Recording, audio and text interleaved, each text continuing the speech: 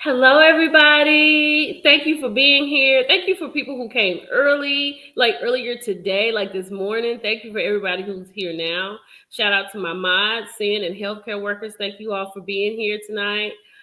We do have a live hot topic tonight for one of my favorite television shows, and some of you also, because we have talked about it at length. We have a guest here from Married at First Sight. We're going to get into some of that for tonight. Then after that, we'll talk with him, and then we're going to have live hot topics. I have a load of hot topics, and I'm sure y'all have a load of hot topics too. So we're not. Good evening, Dion, Melissa, Victoria, Peppa. Good evening, everybody in here. Let me see who else. I don't want to miss anybody who I just came in to see. Hold on. Carol, Sin, healthcare workers, all 43 of you in here. 71, go ahead and hit the like button. Hello, my degree, Tia, Capricorn Chick, Helen, Kim. Hello, sorry, Kim. So go ahead and hit the like button, people. And we're going to get started with our first guest. Okay. I don't know if you watch Married at First Sight, but I know you saw my post about Married at First Sight. I was not into it. It was not my judge this season, right? So it was like, y'all was like, you got to watch it. Hey, Lisa, you got to watch it. My degree is where we're going to talk about that, okay? Just hold on to it. We'll come back around in like 30 minutes, okay? So our first guest tonight, our only guest tonight, is Wancho. What's Hello. going on? How are you? I'm good. How are you? How's I'm everybody doing doing? well. I'm doing so well. I'm doing so good. First of all, thank you for being here tonight. It's a process to get y'all in here. I had Of course. with David and Camille and Madison, and I was like, because I loved y'all season. Y'all brought me back, and I was just Yeah. so glad to get back. You had them all on here? No, no, Oh, no. You're the first one. okay. You're the first one I reached out Okay. to. Yeah, you're the first one All I right. reached out to. That's Let me funny. tell They're you. great. Let me I tell love you them. why. Let me tell you why I Yeah. reached out to you because I loved you and Carla. I really saw it for Yeah. you and Carla. But you and Carla, even though y'all didn't work, y'all were Yeah. the Yeah. MVPs of that season. You think so? Oh, You know, absolutely. I think Carla is she's funny, man. She tripped me out for sure. Yeah. Got some really she's got she's got a lot of funny things that she says all the time, so she'll crack you Yeah. up. But we have like 30 minutes, so I want to get a whole season in, and I think I can do it. But All I'm right. going to focus on some other things. So, what is it that you do? What is it that I do? Oh God, that's a really funny question because I a lot know. of people are like, "What does he do? We don't know what he does." So I do a little bit of everything. To be honest with you, I mostly in construction. That's kind of like Okay. what my focus is on. Um, uh, I do some like mill work, commercial mill work. So basically, I have a small company, and we do like hospitals and schools will do the cabinetry contracts. Yeah. They call them like the casework, millwork contracts. So like all the cabinets, the countertops, sinks. We You go. know, Yeah, that's awesome because you really don't think about that, but that is work that has to be done. I yeah. didn't. And usually it gets bid out during the construction package. So like Yeah. you know, depending on the size of the project, like sometimes it's a whole new construction and people will bid out the concrete. Some people bid out the drywall, and Yeah. I'll bid out the millwork casework package. Now, I appreciate your work ethic, right? And I saw that you were trying to really instill that into Carla. And I have to say this, I was on your side because I love Carla. She is Uh, a load of everything, and she was she's, definitely she's my she's MVP. funny. Yeah, But yeah, when she's it great. came to the, Yeah. I and I think was that's like, the biggest disconnect for us was yes, we're just in two different planets, man. You know. because But I like when think, it, yeah. because the funniest scene is when y'all had the tantric situation, and Oh that other God. lady had come in, and I was like, one Yeah. is not going to take this serious. He's not going to Uh, take this serious at all. it was a goddess. She called herself Goddess something. Goddess Diane. Yeah. Somebody asked, have you been affected by any of the pending recession? Has your To be position? honest with you, like right now, it's booming. Like for me, Okay. anyways. I don't know what it is, but we're seeing a lot of movement in the construction industry here in Chicago, anyway. So I have a full time job too. So I work for a company working in sales on the concrete end of construction, and Okay. for both my business and my job, like things are really booming. So no, Okay. I have Good. not. Yeah. Now let's get into it. So I understand like your disconnect from Carla was the Mhm. sage and the Yeah. chakras and all that. I get it. Like it Yeah. was a Yeah. lot. It's not that I don't like it, but it was a lot. Mhm. Um, but when you saw Carla for the first time, were you Yeah. what's that like? Because I haven't talked to So anyone on the show, but what is yeah, that yeah, like? When they come around the corner, you're like, yeah. Well, who's to that? be honest with you, like the buildup is insane, because you spend a long time casting for the show. I mean, I started casting in like April of like the year before last, 2023. And Oh, we got the news that we were going to be on Married at First Sight in August. So like early August, like August 18th, I think was when they told me. And like then you have 2 weeks till you get married, And it is insane. I mean, it's just all so fast. And then all of a sudden you go from like living like a regular life to, being in front of a camera like every single day. yeah. And so the anticipation is really big. And when you look at other couples, you can kind of see why people get really upset in front of the cameras when things don't really go their way, or they don't feel like they've been matched accordingly. Like Right. I think Michelle was the biggest example of that in our season. And it's disappointing a little bit because people are so pumped up and excited about this. I mean, I get judged by a lot of people for saying that I didn't take this serious and I didn't go in it for the right reasons.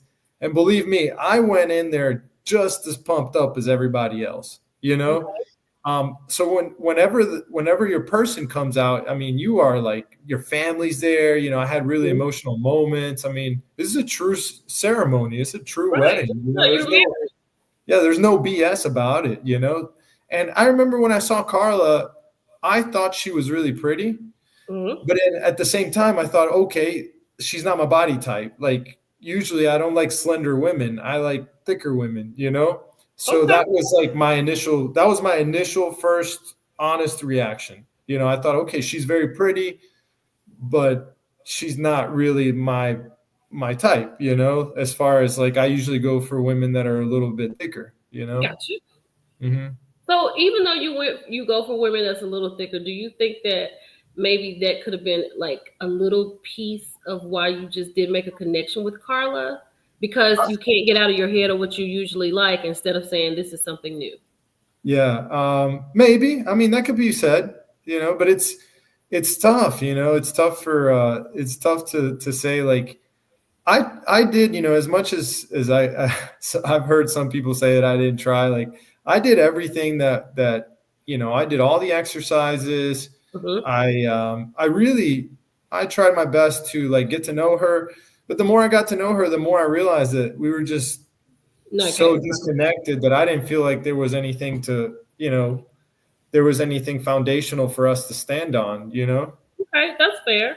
Hmm. Um, so when did, well, let me ask you this. Did you think after you met her, after you went to her storage, after y'all moved in together, after you all had, family connections, like, the Yeah. meetings and the hosting and stuff, what moment did you feel like this is not it for me? Like I know I can't do this. I mean, I would say like probably like it's an 8-week experiment, and like the Hmm. last week is decision day, the decision week. I would say like the your fifth or sixth weekend, like right when we're about to go to like to have our month, like right after our month, I started to realize like I don't think this has any legs, like Hmm. right around the for the couples retreat, right around that time, you just Yeah. start to see like, again, I want people to realize that I've known at this point, I've known Carla for like 6 full weeks of my entire life. And even now, I can't speak for who Carla is even now because I remember I filled out a survey, and I like, it was like I spent like 2 or 3 hours on this survey, and I did spell it out. I 100% spelled it out. But Did you? anyways, yeah, Wow. go ahead. Yeah. So, right around the 6th week, you start to realize like this is not going to work. Now, I try to be as because Carla and I were buddies on the show. Like we did get along, and that was no BS. Like even behind the cameras, I mean, we had moments where we were chilling at. We always chilled at the apartment. I think out of all of the couples, Yeah.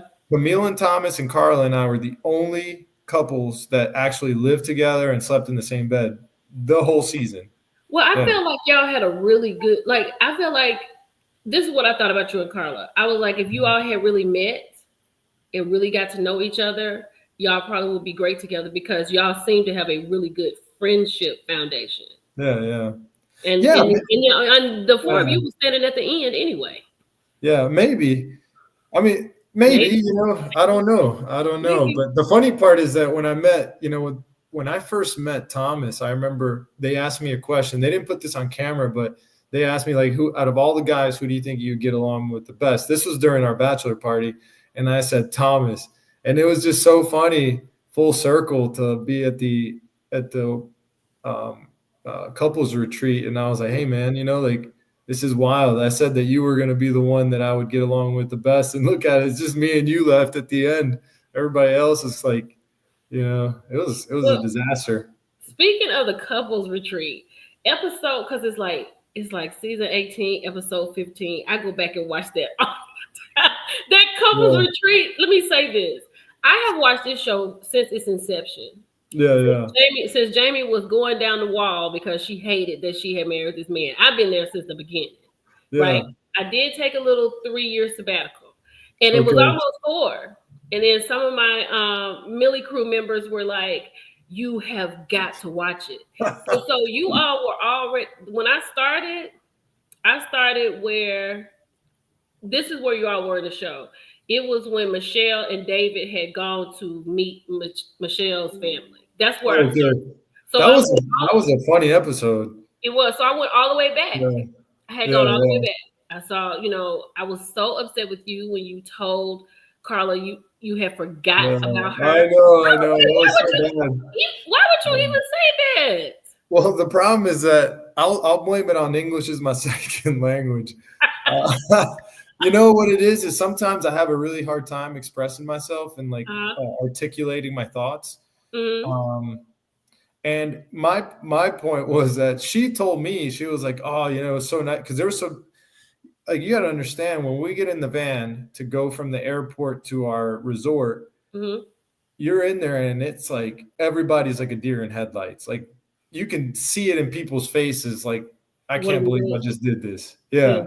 What are we doing? And everybody feels really weird. Um, Because you don't because even have each other's cell phone numbers. nothing, you don't know anything about this person at this point, like you really don't know anything about this person. So I was just looking over and I was just seeing really uncomfortable faces, and everybody was pretty unhappy, like you could tell that Oh, everybody was pretty like in a funk. Because I remember when we first got to the resort, we were in this room and we went around in a circle talking about, what the producers asked everybody, so like, what does everybody think? How does everybody feel? And Michelle started, right? oh. So she was like, oh, I'm gonna go ahead and start. And I was like, okay. I didn't know anybody, so she was like, oh, this is not what I expected, like, and then obviously it goes to David, and since David's getting, he's getting trashed by Michelle, and he's like, well, this is to be 100 with you, this is not what I expected either. And then just kept going around. And I remember, I think it was me, Carla, and Thomas and Camille were like the last ones to go. So then it got to me, and I was like, listen, guys, like, this is all expenses paid vacation. Like, One. let's have a good time. Let's have a good time. You did not take this No, I did. Well, I was just like, Oh, wife. well, I was just like, why is everybody so unhappy? Like, let's at least have a good time. I mean, Yeah. we're here, we're in Mexico. Like, Yeah. let's enjoy each other. I mean, Yeah. let's at least get to know each other and have fun with this instead of just being like, I mean, it's the third day that we got to know each other. So I was just like, I was just trying to, and you know what's funny? It sounds bad what I said. Maybe it sounds like a little bit bad right now. But everybody during the whole trip I remember we would sit and they never aired any of this. We would sit at the tables like during dinners and we were being filmed and they were always like, so who do who do you appreciate during the trip? Like, and everybody was always like, well, we really appreciate Juan because like he's got such a good attitude and, we want to try to be like a little more like him and try to be in a positive light because I mean, it's a really weird situation. So it's like when you go to a club, there's two type of people. The club can suck or the club can be great. Or this could be at a party or anything. It's really up to you. Like you're the one that makes your vibe good or bad. So I mean, Married at First Sight can be as fun and good as you want it to be, really, or it can be as bad as you want it to be. It really is all up to you and how you approach it. For me, it was great. I mean, yeah, things didn't work out the way that I wanted them. Believe me, if things would have worked out the way that I would, with the person that I felt like really we were matching, I would still be married right now. There's no reason to be divorced. I would still be married right now, but it didn't work out. So I figured, well, let's get to know this person. Let's have fun with her. And we did. I think, regardless of where we are now, Carla and I had a lot of fun, and I will never deny that. I can't ever deny that. I can see that, and I did. When I was watching it, I did say that you were a silver lining for the show because you were the only one that. I mean, because I was like, I did kind of say, like, maybe he's not taking it serious. I said, but he is like getting this cloud out of the room because it's always so stressful all the time. Always so bad. It was stressful for me just watching, and I know it had to be crazy. And when I said that you and Carla were the MVPs, let me tell you the funniest thing. This is my favorite thing that I go back to listen to you say. This is my favorite thing you say. When you were talking to David and you was like, do you want some coffee? He was like, oh, man, I don't want no coffee. And he was like, well, I've been drinking coffee since I was 5. He was like, well, I was drinking coffee when I was 5. I was like, dude, I'm Colombian. I was like, that is my favorite line from you, Juan. I have gone back. I rewind that back all the time because at that moment, it was like you were trying to be a friend, but you were very disappointed in him. I was. Oh, you were so disappointed. Yeah. And then with Carla, my favorite thing Carla ever said, dude, that's grimy, dude. I mean, dirty. And I was like, I love y'all. Y'all did that. Tell me about that night when they were out. He and Alan were outside talking, and y'all were on the inside. What were you thinking about that? Well, right there, at that particular moment, I was thinking, like, if these two start fighting, I got to be ready to go and break it up, because I thought, again, these people are all strangers, and you don't know how people react. So I didn't know how Alan was going to react. So I was like, all right, well, if these two go at it, then I have to go out there and break this up. And luckily, Alan's he's a gentleman, so he didn't. He was a better man. Yeah, he was. You said that, and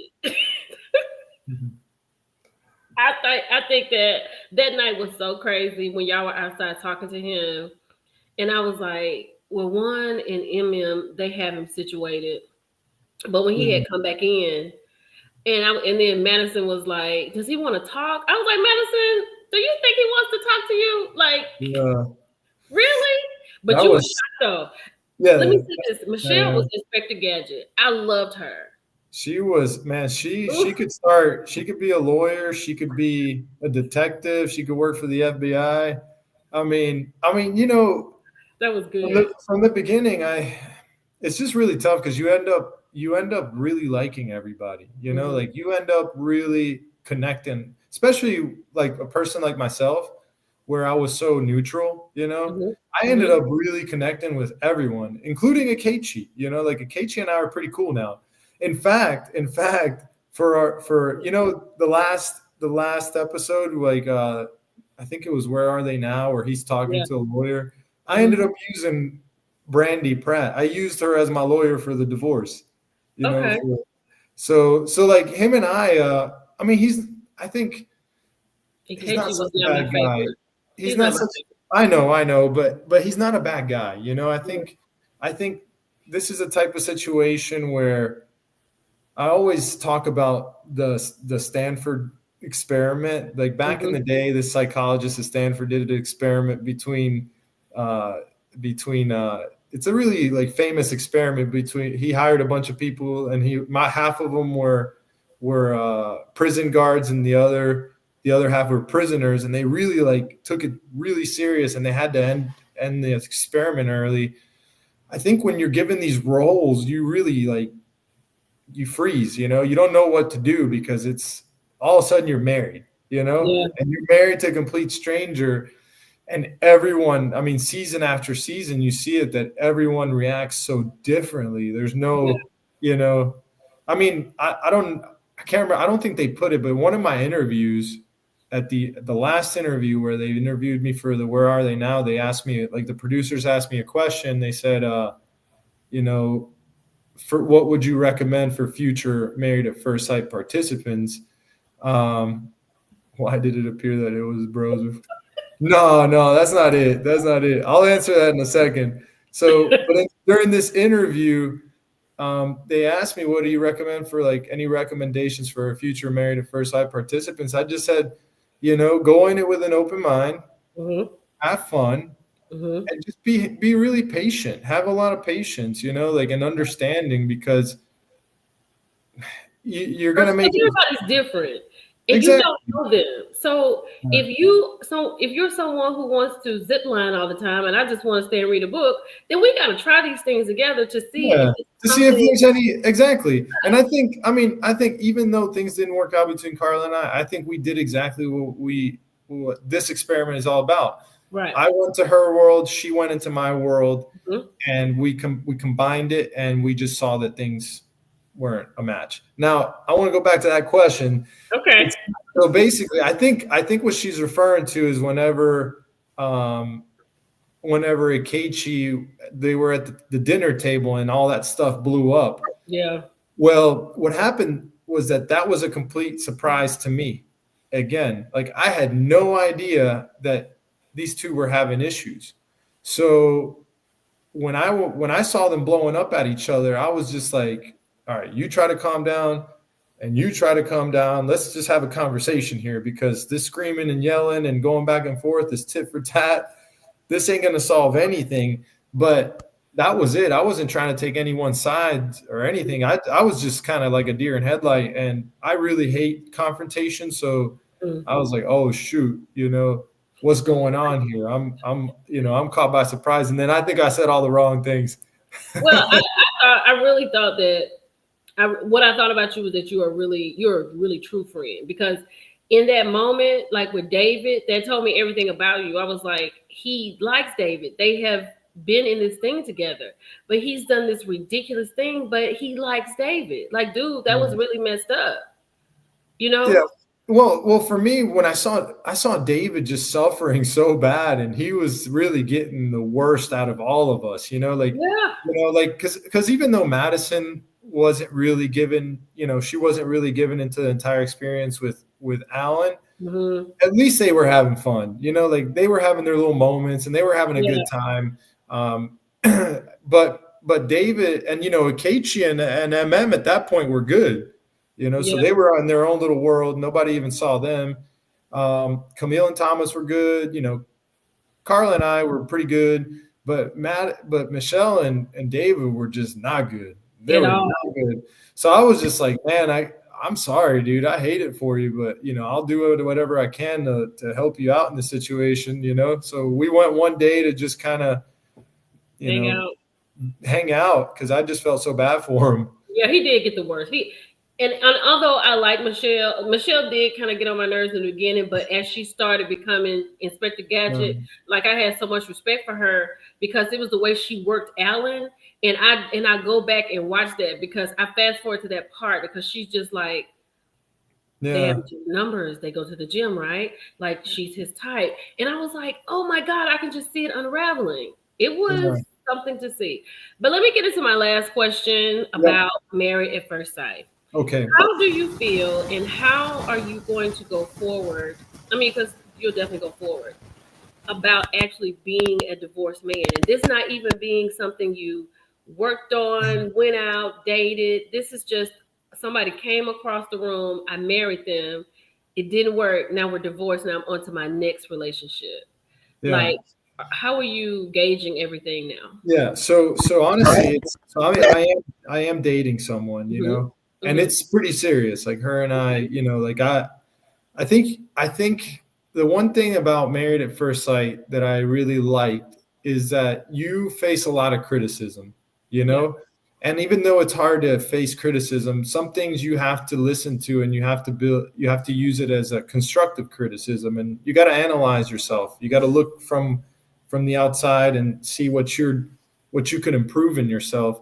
And I do think I've been scared to commit, and that's why I've gotten to this place, and I'm 38, and I'm just now with someone, you know what I mean? And Yeah. I've been scared to commit.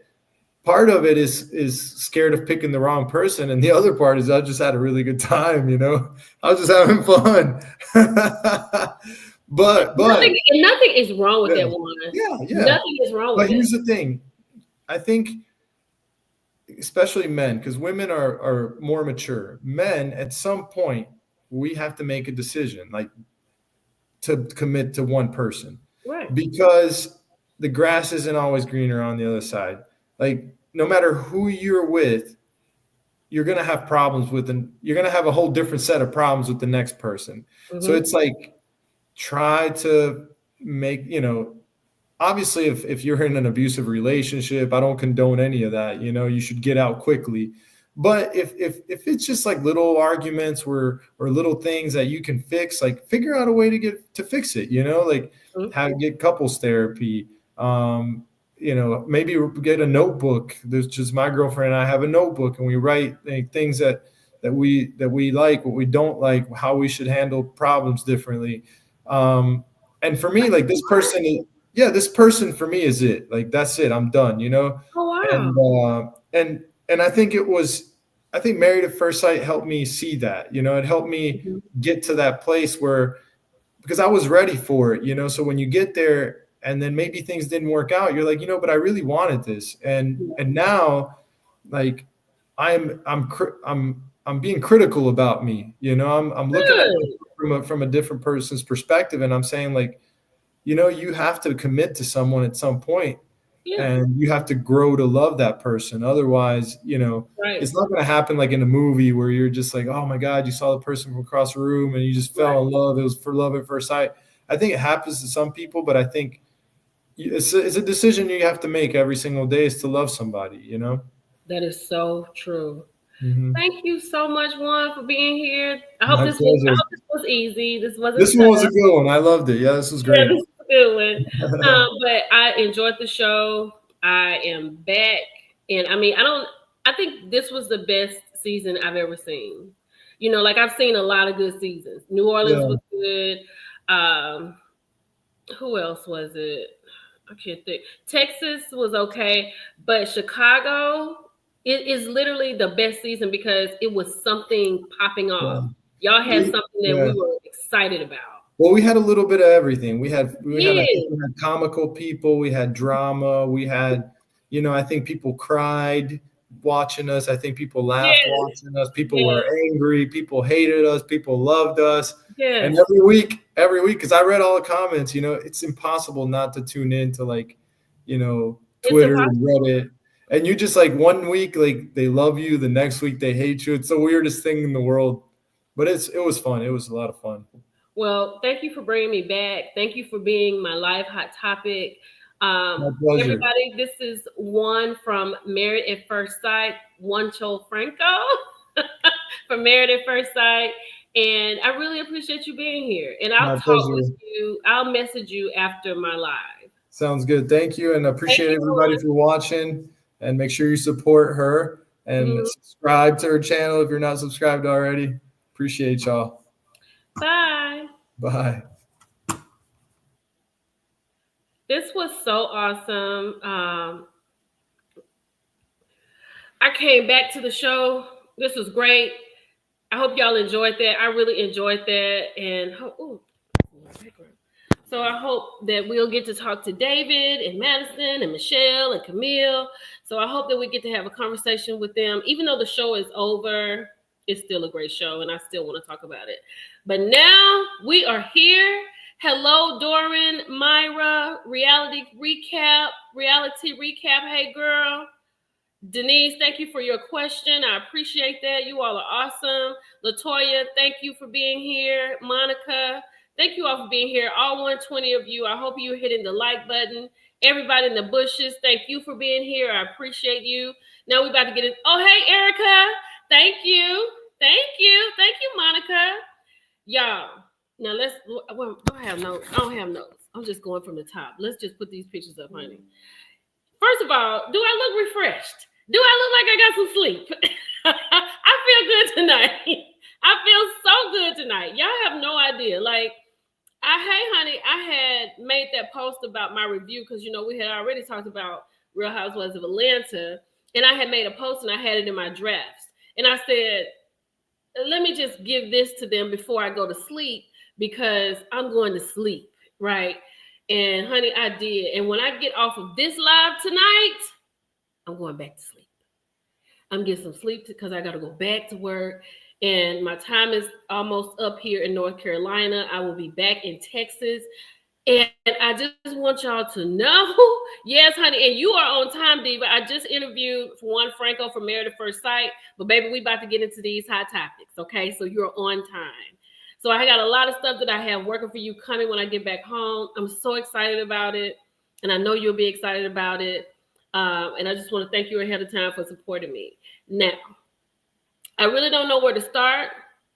So you know what? I'm going to start with the dentist. Let me start with her because I saw somebody just made a post on my Instagram talking about kids are off limits. I hadn't talked about no kid. I talked about a grown man, right? I have talked about a grown man. I'm about to talk about him again. Oh, wait a minute. Where is it? Do I not have it? Oh, shoot. While I'm sitting here talking noise, I don't even have the freaking photo. Hold on 1 second, y'all. Let me get this picture right quick. Because I got to have this up here. Hold on. It's imperative that I have it. Y'all talk amongst yourselves. Let me get this going. And then we're going to go from there. Because we're about to talk about the dentist. There we go. We're about to get into the dentist, baby doll. Okay. So there has been, there has been so much going on around these people. Okay. So I told y'all that I was like, I don't know what's going to happen, but at some point she's going to have to come out and tell the truth. Now, she didn't tell the whole truth and nothing but the truth. She told the half truth, but it's the truth in there. Like, the way this woman sits here and talks in circles is crazy. The way people sit there and believe her is insane. Yo, did you hear her when she said, I was like, I heard it. I called my boys. They said they was okay. And then I heard it again. The people saying, who are the people? The people at the courthouse? Because then she said, they got the right birth certificate. Now, look, y'all, I don't deal in illegal things. I don't. I don't deal in illegal stuff at all. I have never dealt in things illegal, so I don't even know. Wait a minute, I'm trying to get this up here. So I don't even know how illegalities work, if I can say that. But I will say what I did see when I saw Carrie Huger get arrested, I didn't hear them ask for no birth certificate. Did y'all hear Ray talking about where's the birth certificate? Is it at the bottom of your thrown up Gucci bag? No. What is she talking about? See, she got caught up because she's trying to think of a lie and her lie is not working. Right? Caught up. Now I know who it could have been, and it's exactly who she thought it could have been. Damon Jr. But then she wants to sit here and talk about Contessa and her husband, which she doesn't know for sure. I just don't think she knows that for sure. But you got so much that you could be talking about. Yes, trying to fast talk him. It was the birth. They had the right birth certificate. Like I said, I don't get in illegal stuff, but I've never heard the police ask for your birth certificate when they arrest you. They don't even ask for ID most of the time until you got the handcuffs on. Where's your ID and your birth certificate? It's at my mama's house in her vault. Can we go to Mississippi? That is insane. That was the first part that you knew she was lying. Then when she talked about everything is okay, daddy went down there and worked it out. It's no way that she did not know that about that baby. And when she said it's okay, shout out to Keisha, because they have the indictment dated for March the 25th or the 27th. Elaine knows that there is a court date coming up this month. Do you know, this is the last thing I'm going to say about it, then I'm going to move on. So what Damon Jr. did holds a felony count and also 5 to 10 years. Now, I do not want that. I'm going to say how y'all said. I don't want that baby. I don't want nobody's child to go to prison, go to jail. I don't want that for him. And since they said Fonnie Willis is on the case and she's a prominent figure in Atlanta, maybe Fonnie will lean on her celebrity, if she has any, lean a little bit on her celebrity and be lenient. And maybe he'll just get, I don't know, probation and you have to pick up trash on the side of the road.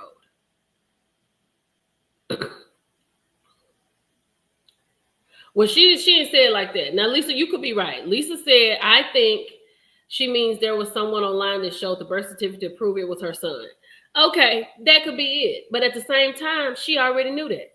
You see what I'm saying? She already knew it was her son because then she came over here on the Carlos show talking about, yes, it was him. But that happened 2 years ago. How you know it happened 2 years ago? All I'm saying is this. If she had come out in the beginning when Keisha first brought it out, and if she wasn't so busy worrying about other people's business so her business wouldn't get out, and she had just said, look, y'all, yes, but he tried to run a cop over. I'm thinking a school security guard. A person. He tried to run a person over. We'll just say a person. She knew what happened. Instead of her coming out and saying, when she heard this, she should have said, look, y'all, I know I talk a lot of mess about a lot of people, but it seems like my stuff is coming to my door. So let me just go and let y'all say this. My baby got caught up a couple of years ago in a situation. Y'all gonna hear about it. But the courts has taken so long because the lawyer we got, she had to take a little time off. Now they picking up the case again. Because that's what happened in the court cases, in the court filings. The lawyer that they had, she had to quit for a while. So now we're back at it. And we don't know what's going to happen. So I'm just letting y'all know that's what's going on. So if you hear about it, yes, it's true. My son was arrested. You didn't even have to go into what he's arrested about. But the fact that you sat here and lied to my, I called my boys and they was like, that scared the mess out of me. I knew she was lying. And how are you going to go against the court documents? And then people in my comments, I was like, I don't get caught. Now, don't get me wrong. I go up for certain people. And when I go up for them, I only go up to a certain point because there's only so much I know about them. And I think my reach is longer than most people who feel like they just got off the phone with her. Now, they have gone and put themselves in a tsunami. Talking, I don't talk about nobody's kids. How you know? Because it's in the court documents. Now y'all look crazy because she didn't come out here and said it's true. Now I can't hear from nobody. Can't nobody say nothing no more. You know, I'm sorry, my bad. Let me tell you what they say. Your wig this. It don't matter about my wig. This heifer is lying. And you sat there and believed it. What is wrong with you? What's wrong with your wig? Insane. I'm a trained person to read documents. That's what I am. But my whole thing is, she just sat there and told, because people like, she said it didn't happen. But now fast forward to Monday, it's true. He's a grown man. And the only reason that we talking about him is because his mama is horrendous. That's it. That's all. And somebody said, don't talk about kids. I'm gonna talk about it up until I'm gonna talk about it. Yeah, girl, that's all they do. That's all they can do is come for my wig. And if they see me like, oh my God, she needs to lose some weight. I know I need to lose some weight. I just had Wingstop. It ain't gonna be tonight. Now what? I'm not lying. You can say a lot of things about me, but what you can't say is I'm a liar. Now that you cannot do. Because even if I get it wrong, I'm gonna go figure it out and I'm gonna bring it right back to you the right way. I would never come on here and lie. Not when y'all can go and find it and find the truth. Why would I do that? Hence, the dentist. She done came on here and lied, told me her baby ain't been in jail. Now she had to come back and say he was. I cannot. I simply cannot. They get so delusional. Okay, we done with the dentist, child. Let's keep it going. When it's another update, I'll let y'all know. I hope everybody understands that. Let's move on. Do y'all want to save Kenya for last?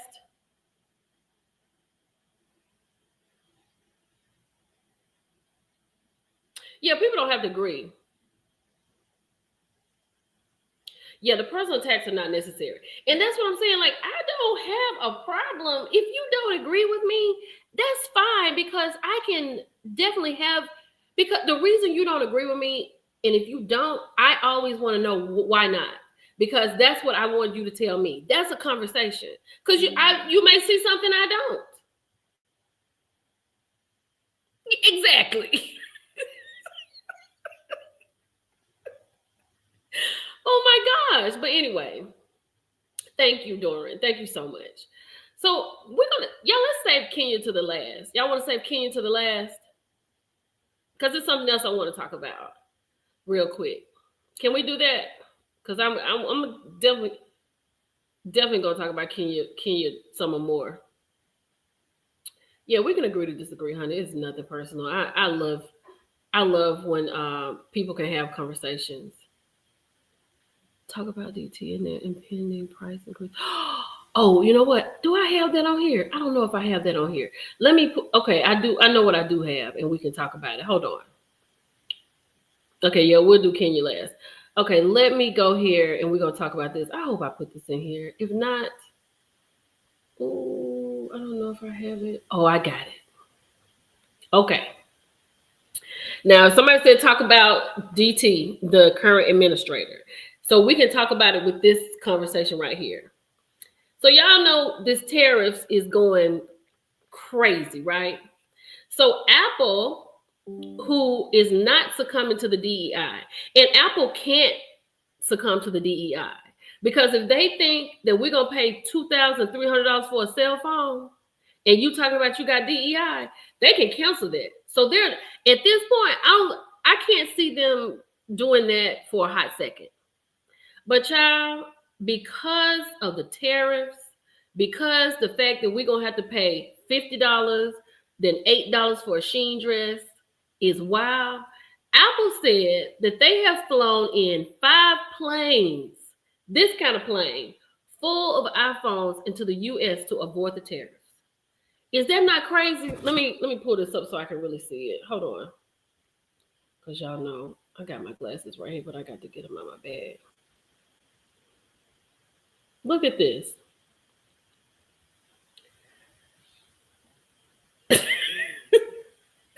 Why it made you laugh, girl? She said, I don't know why the headline made me laugh. Hold on. All right, let me find it. I think I can see that. Let me just get my trusty glasses. If I can put my hands on it. Hold on, y'all, real quick. I should have had this out. I hate when I'm not prepared.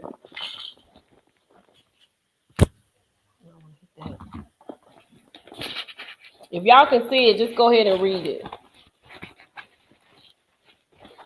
Oh, here we go.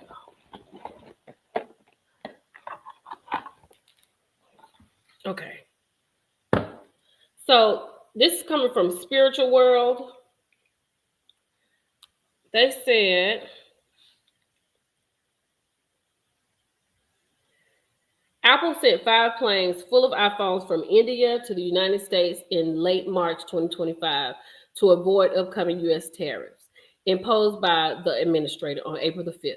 These tariffs set at 26% on goods from India and 104 on Chinese products, which this would increase import costs, likely raise iPhone prices for consumers. By shipping the devices beforehand, Apple aimed to stockpile current generation models like the 15 and the 16. In the US, delaying prices hikes for these devices. Um, the move was part of Apple's strategy to leverage its growing production base in India, where it has been manufacturing iPhones since 2017, including newer models in recent years. However, if tariffs persist, future models like iPhone 17, expected in September of this year, may still see price increases. The exact number of iPhones shipped is unknown, but Apple sold over 200 million units in 24. Other companies like Nintendo are also adjusting to the tariffs, with delays reported for the Switch 2. Look, do we have to get like a 17? I think I might go in and try to get a. Do I need a 15? I might go get a 15. Hey Shay. Apple said I got y'all in India. You see that? The tariffs persist. The future iPhones like 17 expected in September of 2025 this year, and it's going to go up. But they're stockpiling the inventory.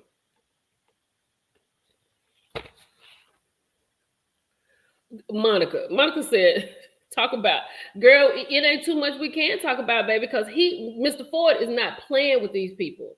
And you know what? I don't know if you all live in Michigan, New York, or Minnesota, but it may be lights out for y'all soon. Because the prime minister said, if he continues to push, we're going to push the button. Can you imagine if they turn all the electricity off in 3 states? And then why is it that we don't? Okay, y'all know what I do for a living, right? I work in nuclear with electricity. Like the lights that y'all have around here in North Carolina and South Carolina, I work in those places. Now, I don't keep the lights on. My job is minimal. But there are people here that actually keep the lights on that are working in the reactor. They're changing out fuel so you have new fuel so they can pump out electricity. That's where I work. And I can't believe they don't have, and they have nuclear stations in the north, but why is Canada servicing these 3 states? Girl, you about to turn the lights off. Turn off the lights. Girl, you about to tell the pentagram these people and light a candle. Woo, child, that's gonna be crazy. When Canada put that Teddy Pendergrass on Minnesota, Michigan, and New York, that's gonna be crazy. It's gonna be crazy. My Lord. Why?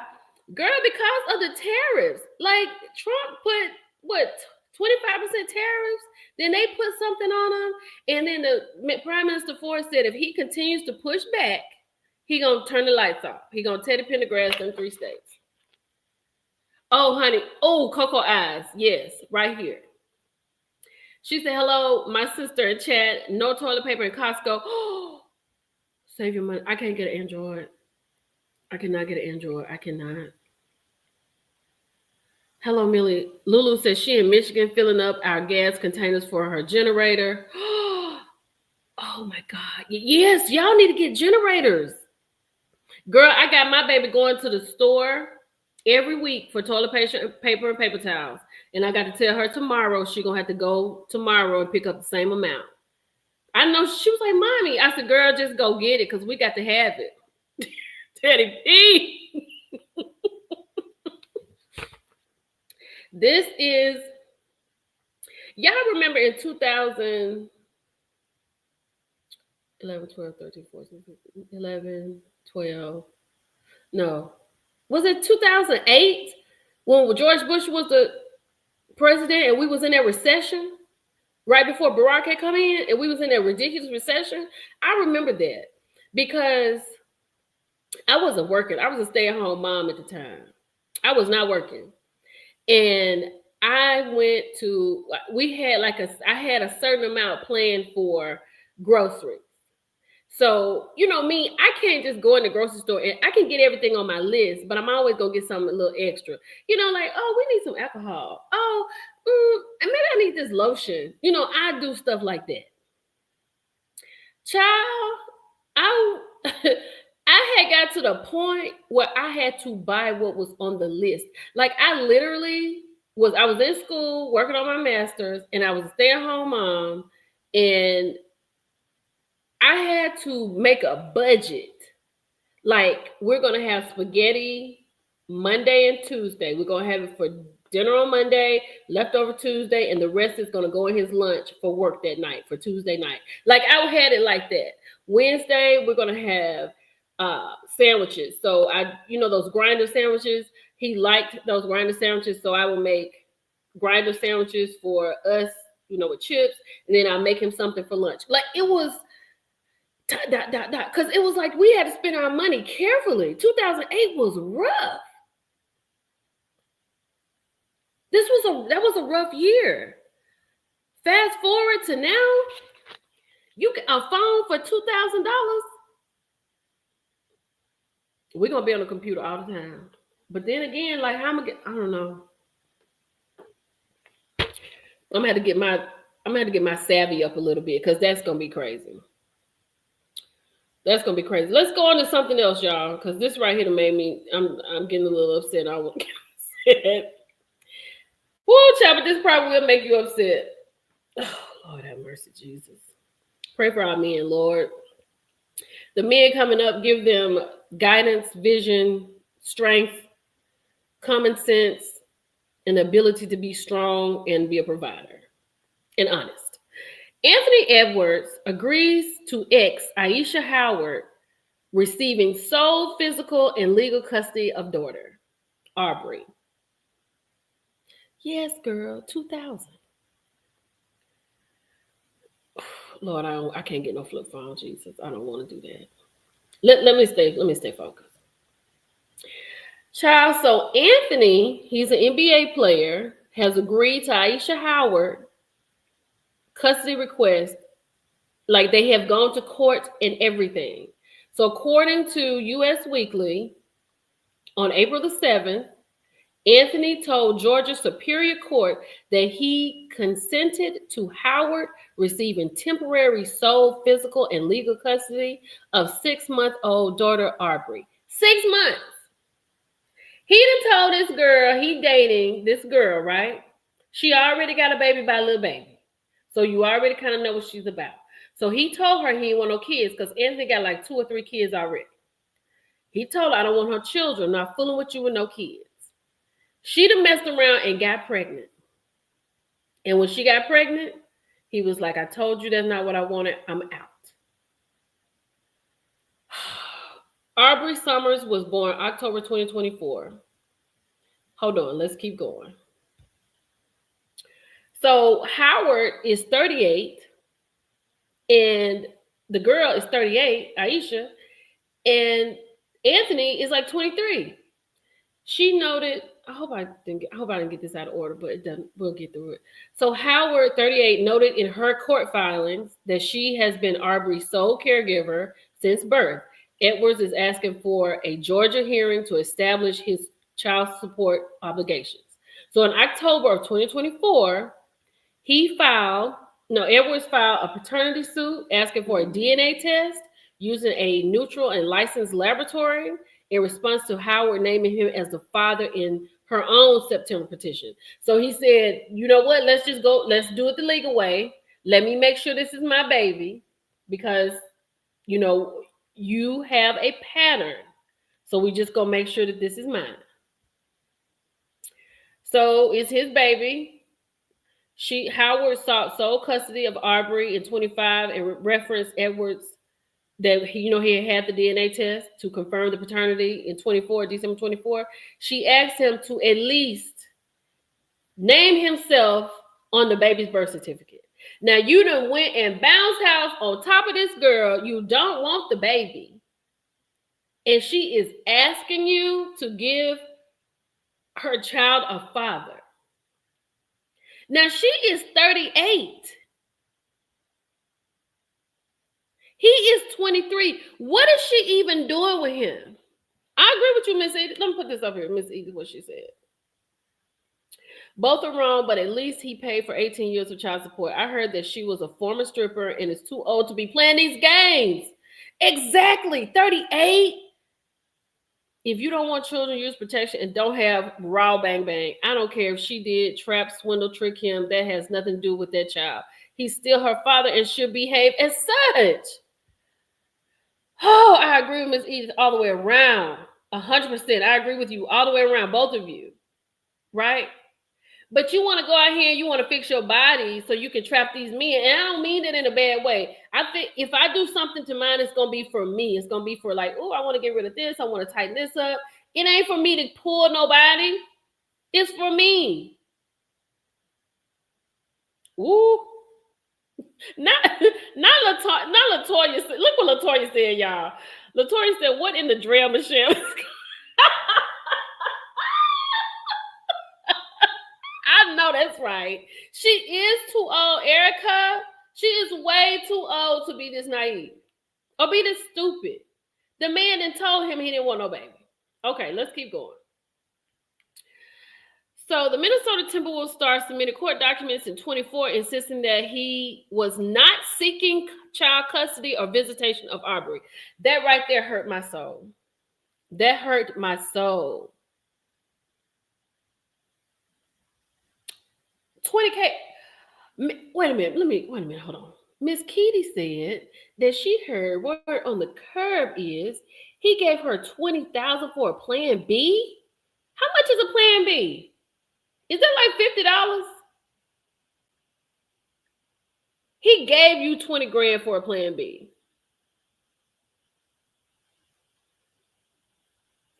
They say hold on, wait a minute. Let's get through it. Hold on, let's go. Hold on. Let me get it going. Hold on. So this is what hurt my feelings. He's not seeking child custody or visitation of Arbery. How could you not want to see your baby? Regardless of how you felt about the woman, she didn't do what you wanted her to do, but the baby is the victim. The baby did not ask to be here. That's what I'm saying. Be true. $50 at the pharmacy. He'd have gave you $20,000 for that. I'd have been out then. Give me the $20. I'm going to go buy my plan B. 20,000, and I'm gonna keep it moving because I don't want to bring nobody into the world and just hurt their little heart like this. I have a daughter. I'm a single mother from being divorced. I want to be positive in every life for my baby. I would be devastated if her father didn't want to be in her life. I mean, that would hurt me so bad. But anyway, the only issues to be resolved were financial in nature. The pair previously clashed over child support arrangement as Howard asked for payment agreements to be established in California because, of course, it's going to be more expensive in California. He said, absolutely not. We're going to Georgia, okay?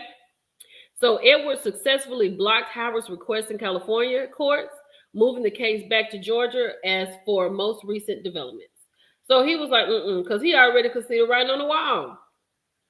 Howard's lawyer responded in March by stressing their client's urgent need for a child support agreement because she was currently unemployed and relying on savings,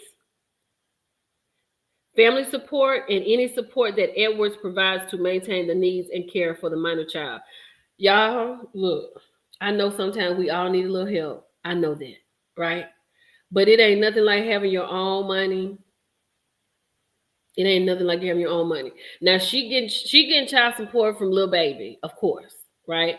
Now she wants child support from this man. And then she talking about she depending on family support and savings.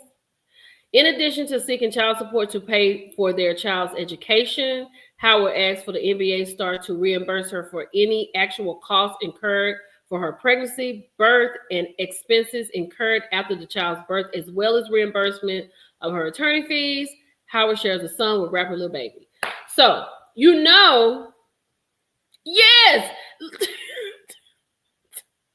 yes, Lil Baby is headed to trial for a RICO charge. Y'all, what's going on?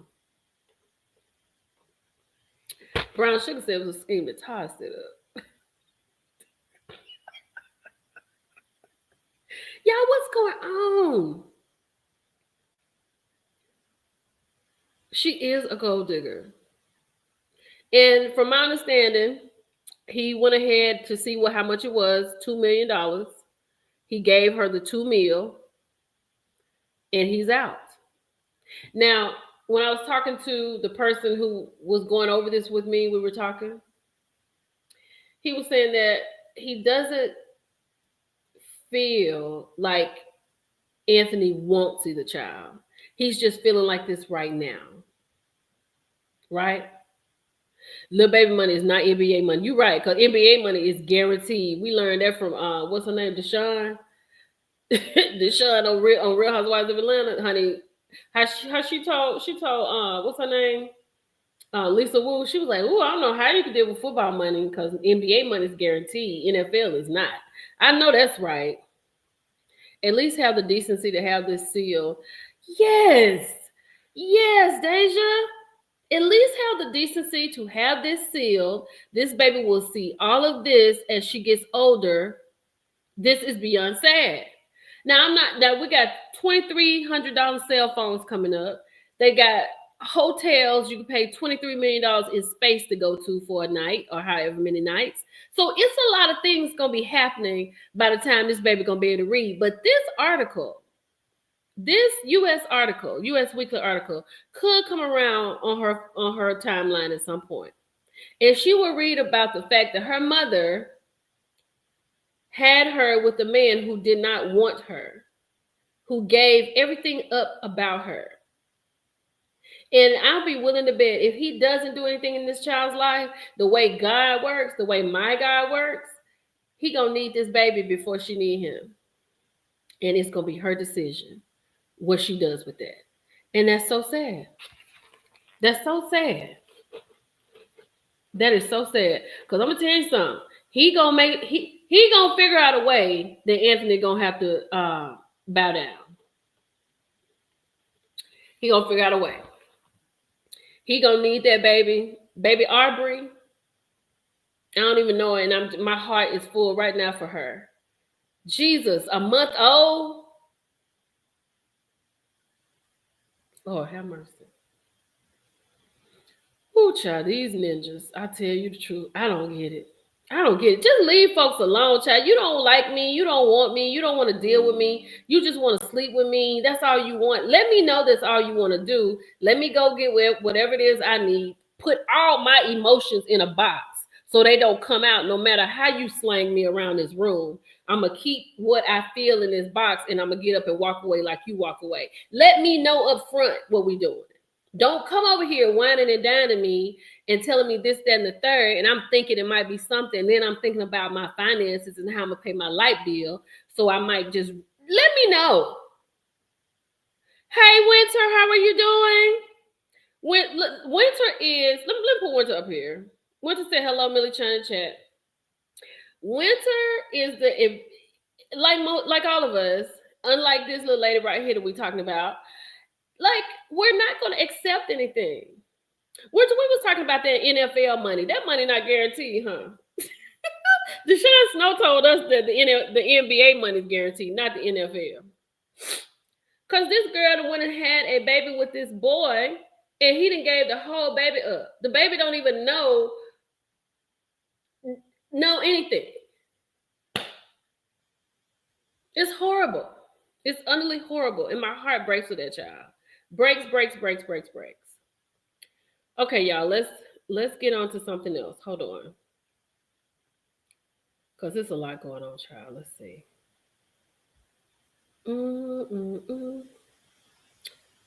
We got that.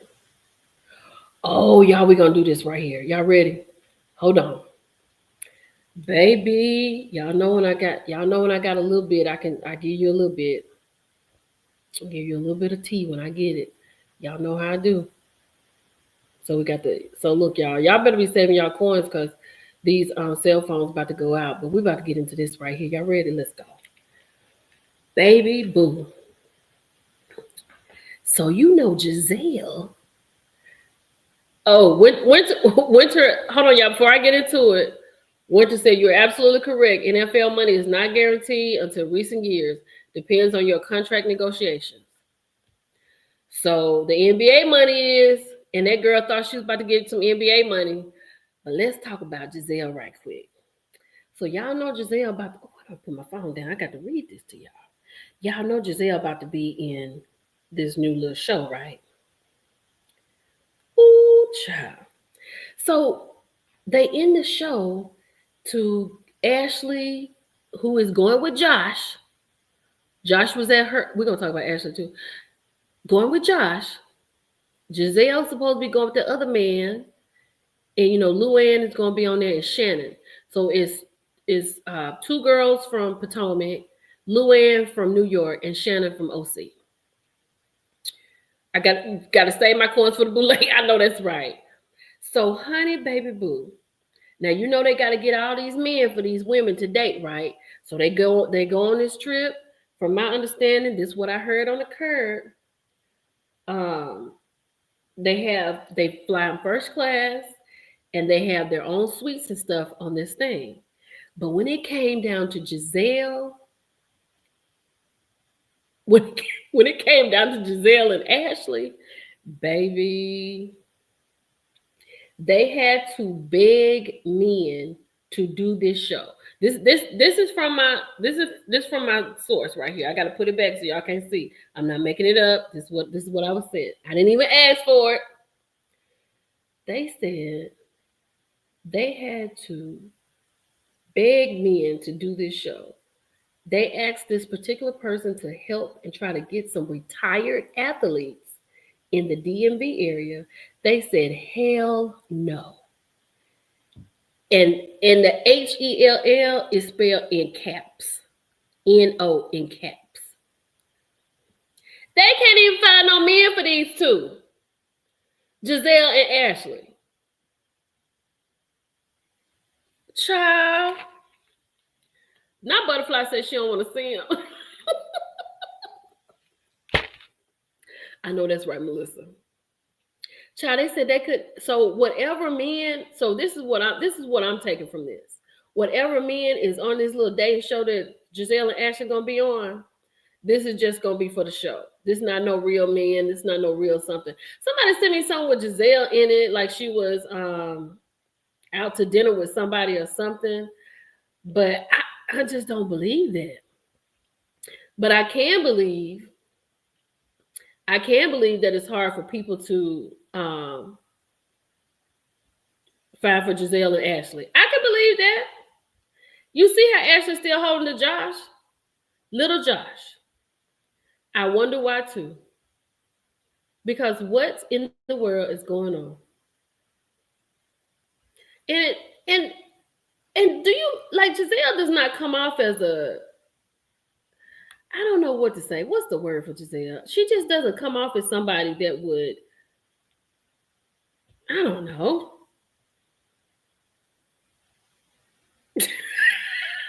I ain't gonna even say this. I'm about to put it up. Y'all look what Brown Sugar Baby said. I ain't even gonna say it. I can't even say what she said. But look what she said.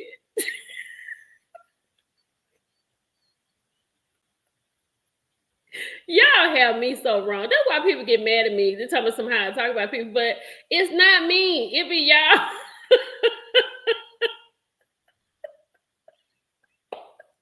She has no sex appeal, Amy. Let me get this. Let me put this up here. She has zero sex appeal. Zero. I saw Ashley and Giselle recently doing, it may be an old one, but one popped up on my timeline. They was trying to do a little dance. Giselle is stiff as an ironing board. Who wants that? Who wants to deal with that? That's just a lot, right? And she's pretty, but oh, Sweet Essence says neither of them have favorable reputations in the DMV. That's why they can't fool around and get nobody around the DMV. They have bad reputations. That's crazy. Oh, honey. Okay, let's get ready to move on. Let y'all go ahead and put y'all last little few things in here about Giselle while I load these up. Cause we about to get into the thick of it, y'all. We gonna. Oh, what did I do? Did I do 2 already? Hold on. I hope I didn't do that wrong. I did. I knew I did. I knew I did that wrong. Hold on. So next, oh no, I didn't do it wrong. I did it right. Okay. Next, let's get into. Wait a minute. What are you saying? Get your last little drags before the next time. Yeah, get your get your last drags in before the topic change. Very good. Let me put this up here, Amy. Amy, I'm gonna come back to that. Amy, you need to type that every time we get ready to leave so I can put that up every time so people can get it in there. That's right. Get it in there, y'all. Get them in there. I love y'all for these station breaks. I love it. Hold on. You know, I don't like to be unprepared. Okay. Okay, I got one more. I got to load up. No, girl, you had missed a lot. You had missed a lot. We hadn't even got to really whole lot of stuff. We about to get into. I think I got everything. Did I get? Okay, that's gonna be it. Oh no, that's not gonna be it. Hold on. I want to get it all so we can just get it done and I don't have to worry about it no more. Oh, did I not find it?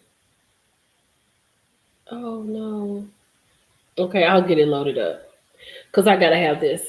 Okay, so we'll get onto this so we can delete it and then we'll go from there. Next up is Carrie Hilson. So Carrie Hilson, y'all gonna have to help me remember. I know it was what's the song she did with Lil Wayne, the remix that when she talked about Beyonce.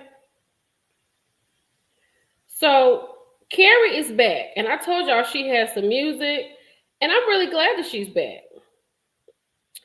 But the girl Esther who wrote the song, she has apologized to Carrie.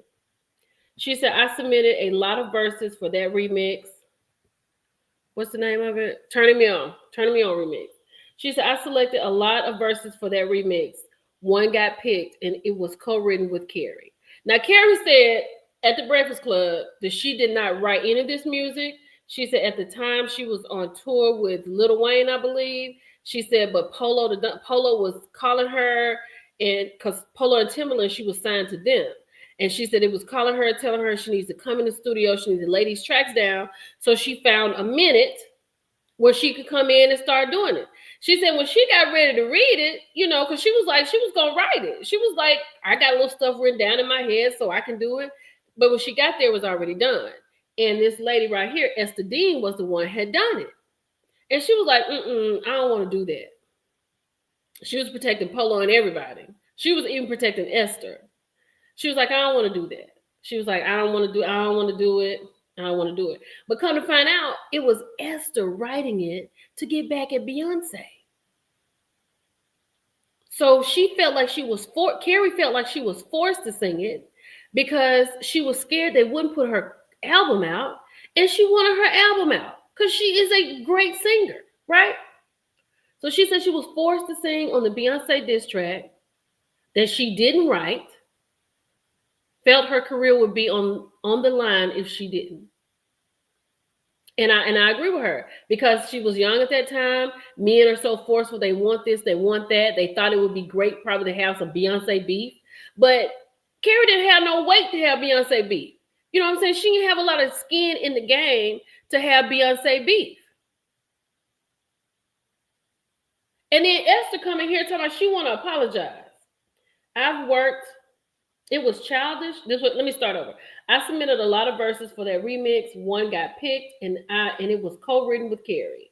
Now, Carrie says she didn't write it. She was asked to come off tour and get in the booth. Looking back, it was childish and didn't age well. I see how it hurt people, especially women, and I take full accountability. But the problem is, it didn't hurt nobody but Carrie. Because as Brown Sugar Babe says, uh, Esther went on to write for Beyonce. Beyonce went on to be Beyonce. And Carrie around here just on her last thing and doing little movies, doing little promos. What's that Christmas show she was in? Family Christmas or whatever? She doing little stuff like that. She in little Lifetime movies. Now she's back. I like Carrie Hilson because, you know, she got an AKA whole anthem, right? So then Esther went on to say, I've worked with and supported many women since, but that doesn't erase the moment. I'm sorry for my part in it. Growth is real, and so is this apology. But what do we say? Carrie was blackballed. They were dead wrong. Absolutely. Absolutely. They were wrong. And why would you bring this girl up who is excited about her future? She has a moment to show us who she is. And y'all just take that away from her. Because somebody doesn't like somebody else, or because you want to show Beyonce up and put her in her place, because you feel like she's... Let me say this. Everybody in their life is going to be where they are. And if you get further, it's with you and your motivation in the Lord. That's all it is. It was not right for them. It was wrong for them to do Carrie like she is. So I hope that her coming back, you can't be... This girl wrote that stuff to get back at Beyonce because she probably felt the way, and just Carrie was a sacrificial lamb, and that was not cool. So I hope Carrie gets to where she needs to be.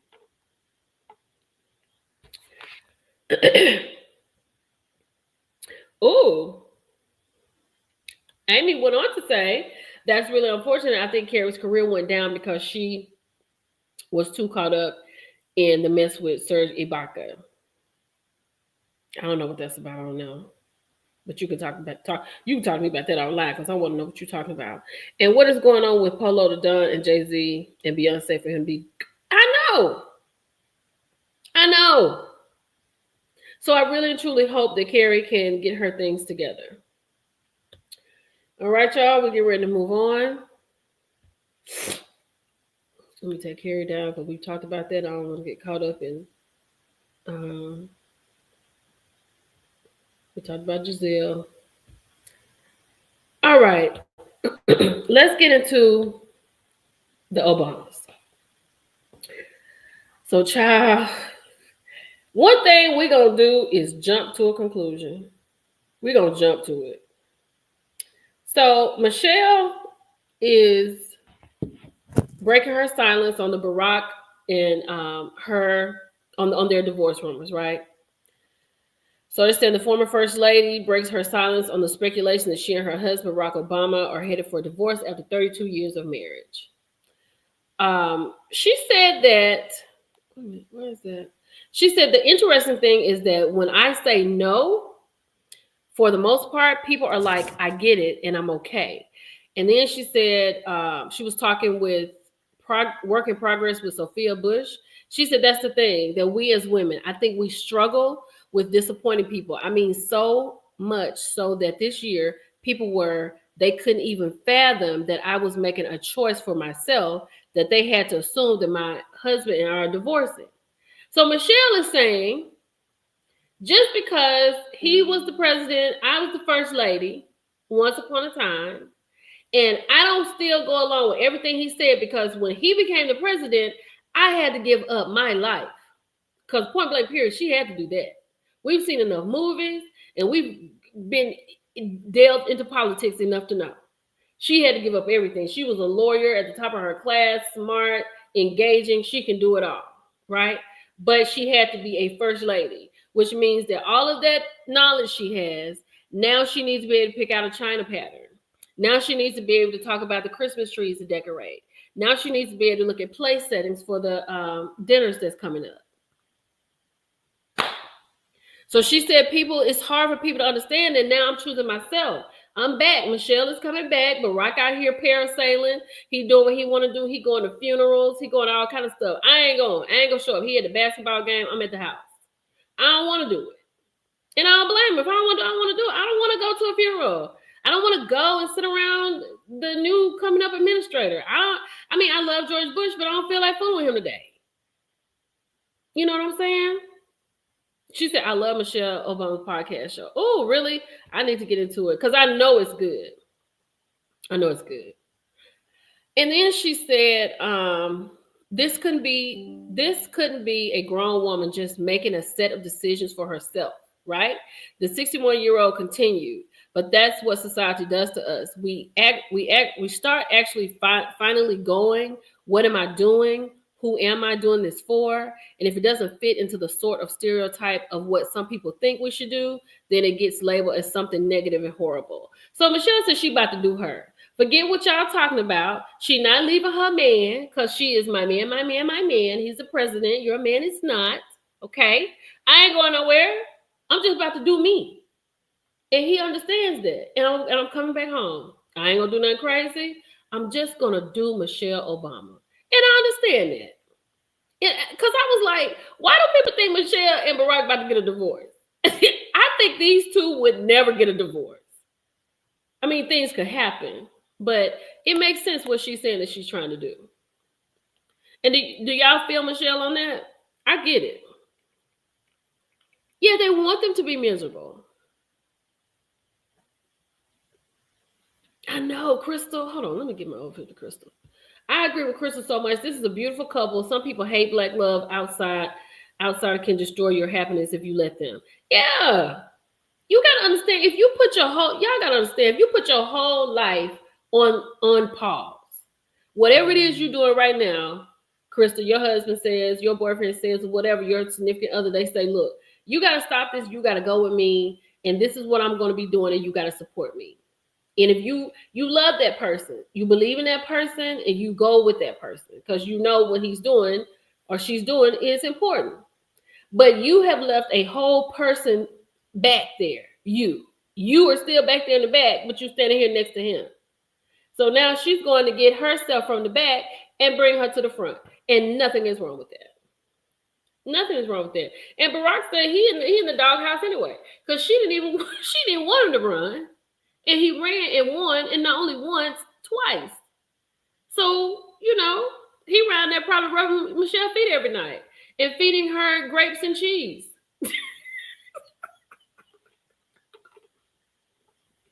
Exactly. My degree is real. Exactly. Michelle is the epitome of class. Grace turning the other cheek while most of the world tried to tear her down, her husband and children. Exactly. They are built for each other. She has seen this man go through his worst days. She is a real black woman who has real love for her black man, and that is what it is. I love that. All right, y'all. Talk amongst yourselves. Let's go to the next one. I'm going to take this one down. Okay, next. So, if y'all are in the Jackson area, this time, if you go, do not show out. Okay? Hey, Mama Two, what's going on? So, what's the name right here? Zaza Rooftop and Troy Jackson. Okay? TRIOJXN, Troy Jackson. I had talked about Beverly Hills. I haven't even done my Beverly Hills review. I'm going to do that after this, and I'll have that posted tomorrow. So I'll post that tomorrow, but we may talk about it tonight. I've been asleep, girl. I'm coming though. So Thursday, April the 10th, this coming up Thursday, tomorrow, Zara Rooftop Sky Lounge invites you to celebrate the radio anniversary of 97.7 hosted by Tambra Cherie, in addition to the recording of Bell Collective show. Complimentary small bites and champagne will be served from 6:30 to 7:30. Book your tables early. So they got some things on here. You got to be grown and mature. You got to be grown and you got to be mature. That means come in here and sit down, drink your drink, eat your bites, and enjoy this right here and try to get on camera and don't act up. The Capital City Landmark, doors open at 6 p.m. Walk-ins welcome. They got the address and the phone number down there to RSVP. Now, we don't want this to be another situation like Latrice. Latrice had an open situation. Tamara Cherie talked about it on her radio station, and you see how that ended up. But Tamara is having her anniversary because, you know, on all the shows, yes, on all the shows, yes, D. Roberts, it comes, girl. It never goes away. The teacher never goes away in me. So on all the shows, they all have to have something to do. Now, Tamara is my soror. I think she's sweet, you know, but Tamara doesn't have a lot going on. This is literally the first thing I've seen Tamara have. You know, well, no, she hosts that runway situation, right? She hosts that. But this is her celebration. She is celebrating the radio anniversary of 97.7 hosted by Tamara Cherie in addition to recording Bell Collective. So this is exciting. Yeah, they're going to be there. They're going to be recording Bell Collective. This is Tamara's thing. They're going to be there. Yeah, they should. Yeah, they should do right. Oh, but y'all, I do have some. Oh, I forgot. I got. Okay. So this is what I have, child. So you know, Tamara is doing this right, and I just told y'all that everybody had to have a little something. Okay. Well, honey, baby, boo. So Glenn is supposed to be doing trail rides. Okay, trail rides. Also, P.S. Glenn working over there at the Pepsi. I don't know what they over there talking about. He over there working at the Pepsi plant. But anyway, do you know who Glenn sent an invitation to come to a trail ride? Cause you know it. Cause you know it's gonna be filmed. Do you know who we sent an invitation to? Child, JJ and Sophia. They trying to get her. And let me tell you, I know at the Pepsi plant, I know that this is a Carlos situation. Let me tell you what I told Sophia. I said, look, I know you liked doing this or whatever, but you did the right thing. I said, but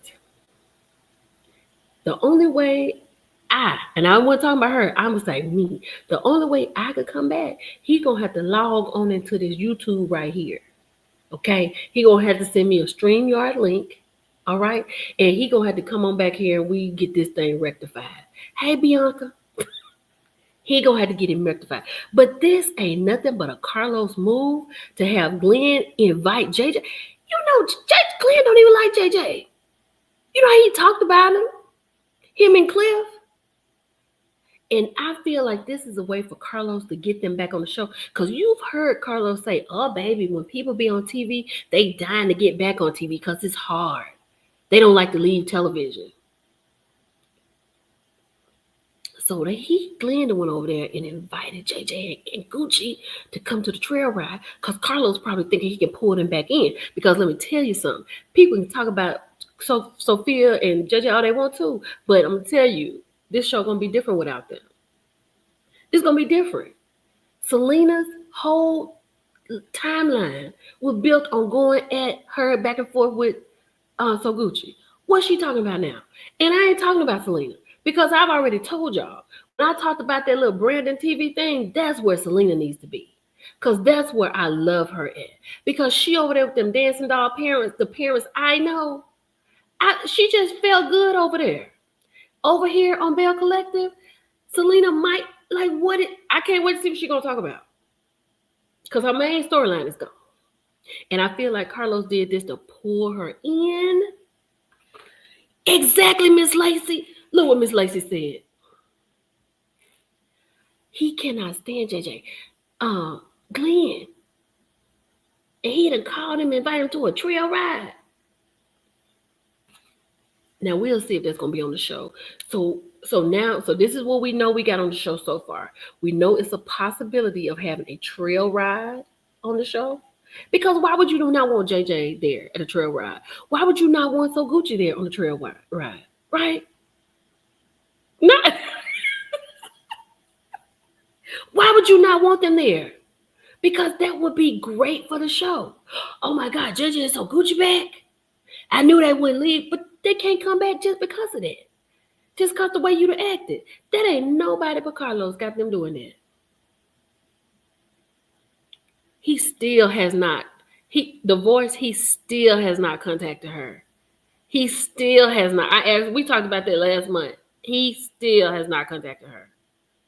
But he done got around here. And I don't know it's true because I went on the phone and I'm not on the email. Girl, the trail ride. That's what I had to say, Cheryl. So the trail ride is a situation like the way it started is, cowboys are on trail rides, right? And they have cowboys out here. They do little things. But see, now they have like whole like festivals. So you might have everybody doing boots on the ground contest. You're going to have all that kind of stuff. Might be over a weekend. But trail rides used to be just that, cowboys riding. But now it's a party.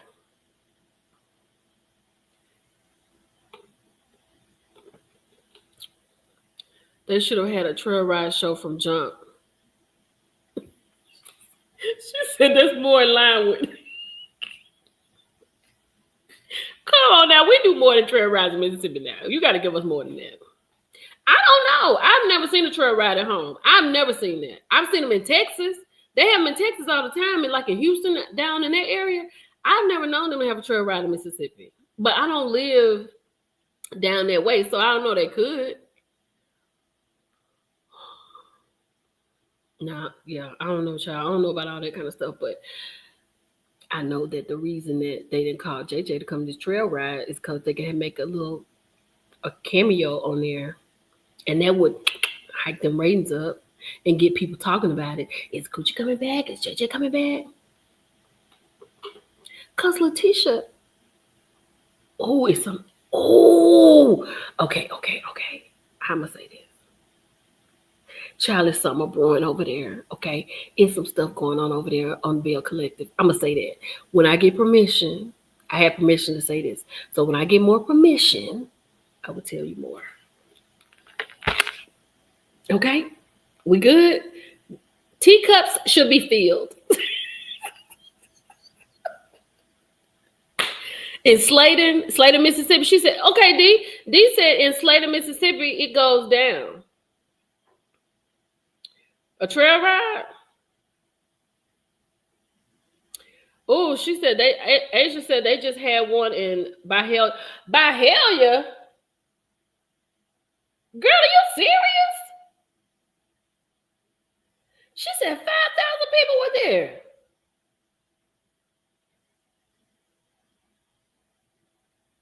I didn't know they were doing that in Byhalia. Girl, that's nice. I like it. I would love to go to one then. You're welcome, honey. She said, we do more, but that fake brunch bull when everybody in Jackson already know. Yeah, nobody got time for all that. She said, I had a nervous. Girl, look, okay, I think I'm done. I'm done with the tea right now. Sip it slowly.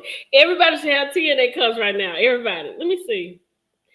But when I get permission for the next part, I'll come back and tell y'all the next part. That's all I can tell y'all right now. Okay? Okay. Ooh, where my phone, child? Let's keep going. I like this. All right? This I like. So we have some new things coming up on Bravo. These are the Bravo kids. I hope y'all who tell me I can't talk about no kids give me permission to talk about these kids if I watch the show. Because these are kids. These are somebody's children. Can I not talk about them? Let me know. What? Look, B, hold on. Let me go back to this. Because my friend right here. B, where do they have the trail rides? I know they have them in Texas, but ain't it like they're in Houston? Because I think she been the one. Right? You been the one, right, friend? my fingers feel like this? Oh my god.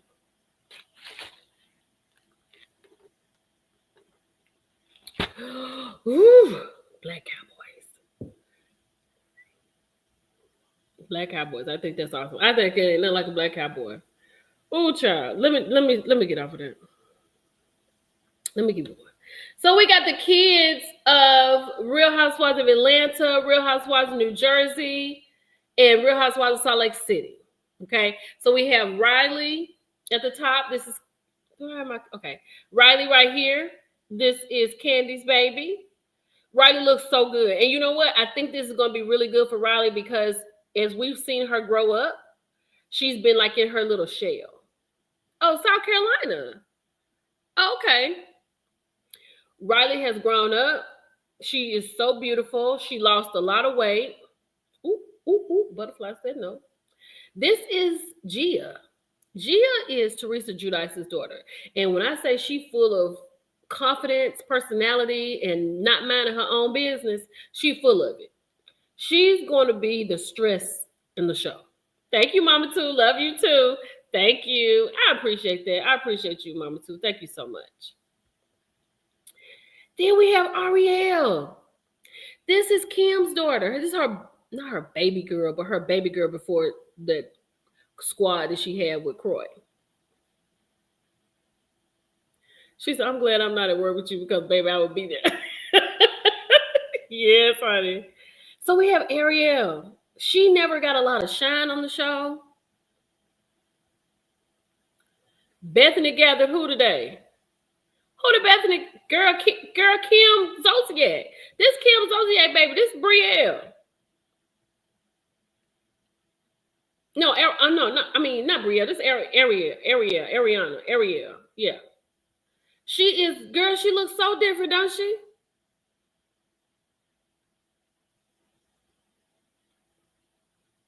Thank you, Pamela.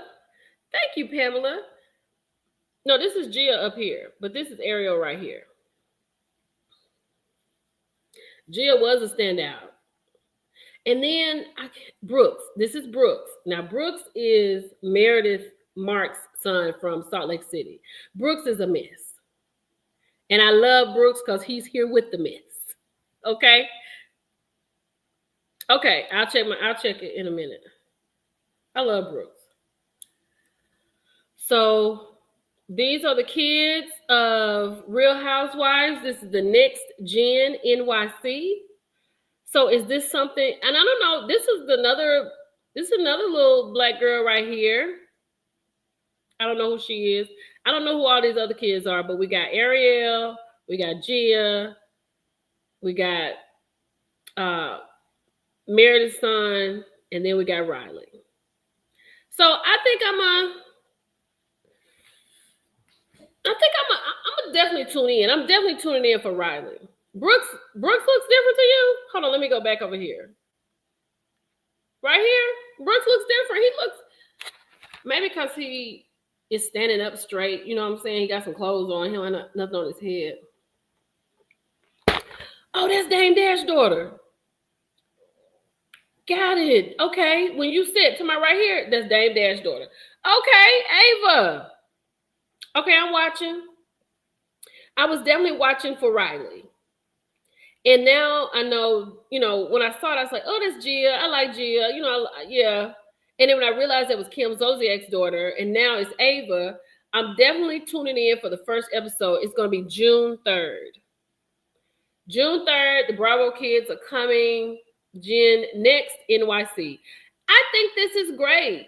And I think this is kind of like, I don't know how old you are and what era you were in, but this is giving me Real World. You know what I'm saying? For like my daughter coming up. Like this is something that she will watch. This is her Real Housewives of Atlanta. This is her 90210. This is, you know what I'm saying? This is that. So this feels good for the new generation. I like it. I don't know how long I'll stay into it because, I don't know. It doesn't matter how young they are. It's just if it's really good, though.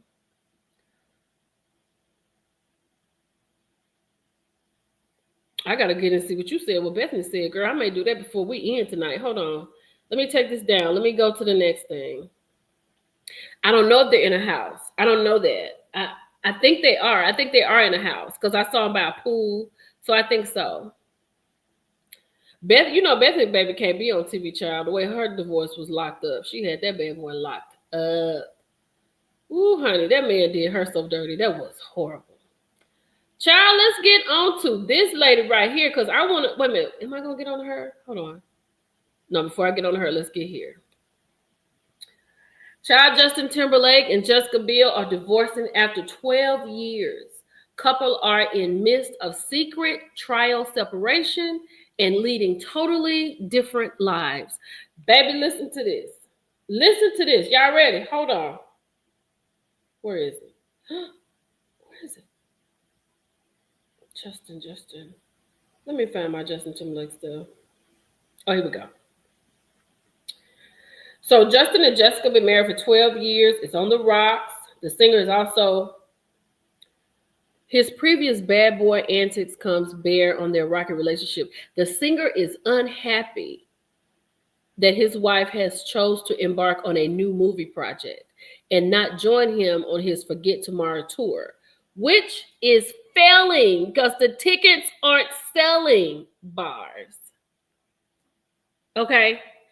Justin mad because Jessica said, I got something to do. I'm not about to sit around here and listen to you sing these old songs no more and get your little stuff up here on the stage trying to dance and no, you can't do it no more. I don't know, child. I don't know. This came from Radar Online. They said they are leading separate lives as part of the trial separation. They're doing a trial separation, okay? Justin's heartache is palpable as he grapples with the crushing weight of their trial separation while he mopes over lagging ticket sales and harsh reviews from critics on his tour. I didn't even know he was on tour. Did y'all know that he was on tour? Ray J. Who talking about Ray J? What Ray J do? Hey, Sonya. Ray J did something? I don't think, girl, we talking about Justin Timberlake. Ooh, Justin probably has been out here cheating. Okay, hold on. I didn't know he was on tour either, Alicia. Girl, it said he is grappling with the crushing weight of their trial separation while he mopes over lagging ticket sales and harsh reviews from critics on his tour. Jessica is off living her best life surrounded by her co-stars and reveling reveling in the excitement of a new acting project. This girl does not have time to be around here moping around with him. If Justin been around here cheating on this girl and now she done got a new breath, I gotta go. I ain't got time for this. You want to work on the relationship while I'm backstage and you on the stage screaming trying to get that old thing back, because that's what it is, right? He needs to know if he still got it. Sir, I gotta go. I gotta go meet with my actor friends. I got a date with my friends tonight. I ain't got time. It seems like her newfound happiness is only widening the chasm between them, leaving Justin feeling more isolated than ever. Insiders are whispering that it's high time for them to have a serious talk about their future, as this living apart gig might just be too much to bear. The question lingers, will they finally confront their mountain issues, or will the distance stretch too far, leading to a potential divorce? I feel if they are in a secret trial separation and they're already living total lives, what's going to happen is she's going to find out that she's happy, right? And then as she sits there and realizes how she's happy, then she's going to sit down and do a checklist of everything made her unhappy when she was with him, when she was trying, and this is going to make sure she don't come back. So Justin, just go ahead and sign it. Go find you some young girl who is, who's impressed by you, because you have some change. You still look nice. It won't be hard. And let Jessica go and do her thing. See, that's the problem. Men still, they want to keep you until you look like a prune, and then they're ready to go and find somebody 20 years younger. Jessica, go on by your business. Go on by your business. Go on by your business. Go get you a little young tender. You got the money. Throw him a look. Go buy him some Nikes because it's a tariff. Y'all know it's gonna be a tariff on the Nikes, right?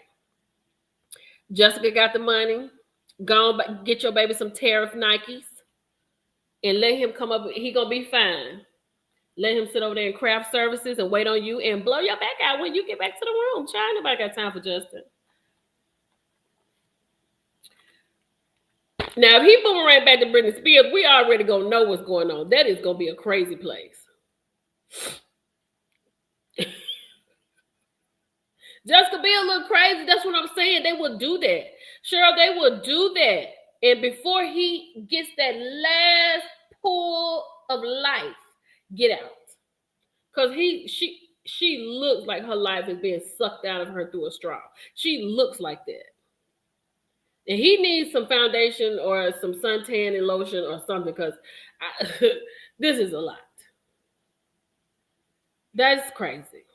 Do they have children? They have children, right? See, look what Miss Kia said. He got caught up with a young sister in New Orleans 2 years ago. Jennifer don't have time for that.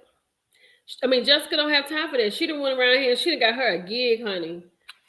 Like she said, he been cheating on her. She went and got her a gig and found her some friends. Hey, Nicole. And she said, I gotta go. I don't have time for this. I got to go. I got to go. I got to go. I hate that for him. They got 2 kids. I really hate that. I hate when they have children and that goes crazy in relationships. I really hate that. Let me remove that from the studio. Y'all talk amongst yourselves. I'm about to get ready for this next part. Okay, let me get this up right quick. Because I don't know. But I think it comes a time, y'all. I'm sorry. I would love, relationships are fantastic. But at some point, it's like, what is going on? You know what I'm saying? What's really going on? And then you just don't have time for that. It's time to go. And I mean, I wonder how people really feel about that because, like, people say, oh, they've been married all this time. There's no sense of going and doing this. But do you just stay with somebody because you with them? I mean, for real, is that what you're supposed to do? Just stay with him because you with him. Just because he's a man and he's providing and I have a man in my life. I don't know what to say sometimes. I don't know. Because I feel like you should be happy and whatever makes you happy because that doggone Jessica looked like she is not happy. That was a bad photo they put out there for her. That was horrible. All right, y'all. One more loading up. Back to girl, wait a minute. Where is that? Nicole, where is that? I gotta go find it. I'm loading some stuff up right now. Nicole, where is it? Tell me where it is. I'm gonna go get it. So we can talk about it. Because we almost at the Can You portion of the show. And I need to talk about all of it. I know y'all have heard it over and over and over, and I talked about it a little bit, but child, is it on my Instagram? They have 2 boys. Okay. Yes, Alicia. Yes, Alicia. Yes. Seasons change and everybody deserves to be happy.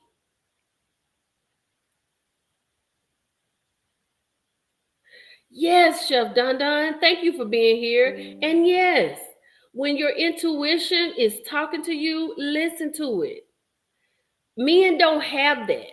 We have that for the men. Oh Lord, have mercy, Jesus. I don't know what. Let me see what they're talking about, child. They just said, "Can you done post it?" Where she posted on you on YouTube?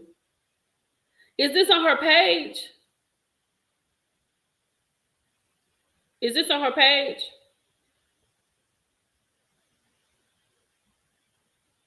Let me go see on her page. Child, Kenya talking about she telling the story. What kind of story can you go to? Oh! Y'all, here you go. Okay, y'all, I'm about to, hold on 1 second. We about to look at it. Hold on. Let me send it to myself. Let me get it uploaded. Because we're going to talk about it. We're going to talk about something else real quick. We definitely going to get into this. And then why is she talking? Let me stop. Because we're going to get into it. We're going to get into it. Hold on. Let me see if I got it. Because I got to have this. Hold on, y'all. Just give me a second. Because what? It ain't loaded yet. But I got it, though. I see it.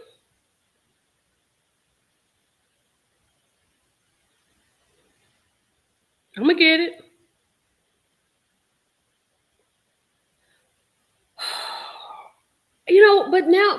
Okay, we'll talk about that when we get to the Kenya portion.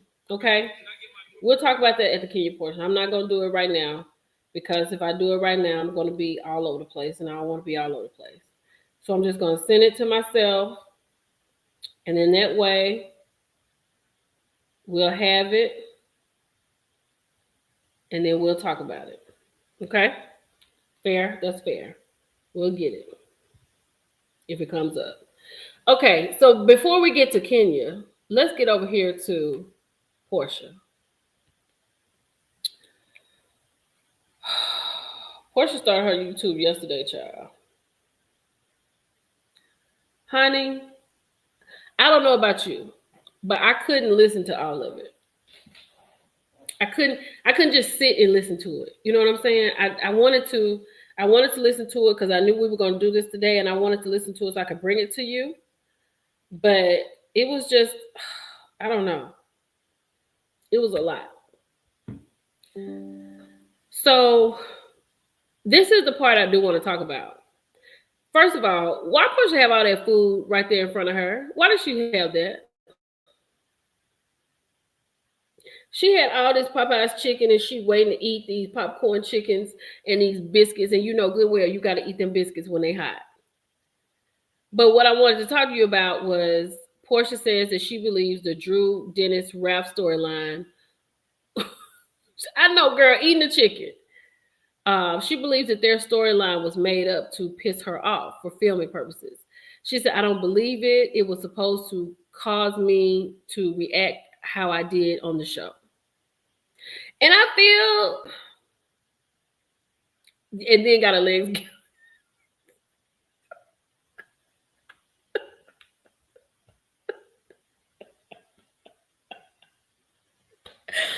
I noticed that too, child.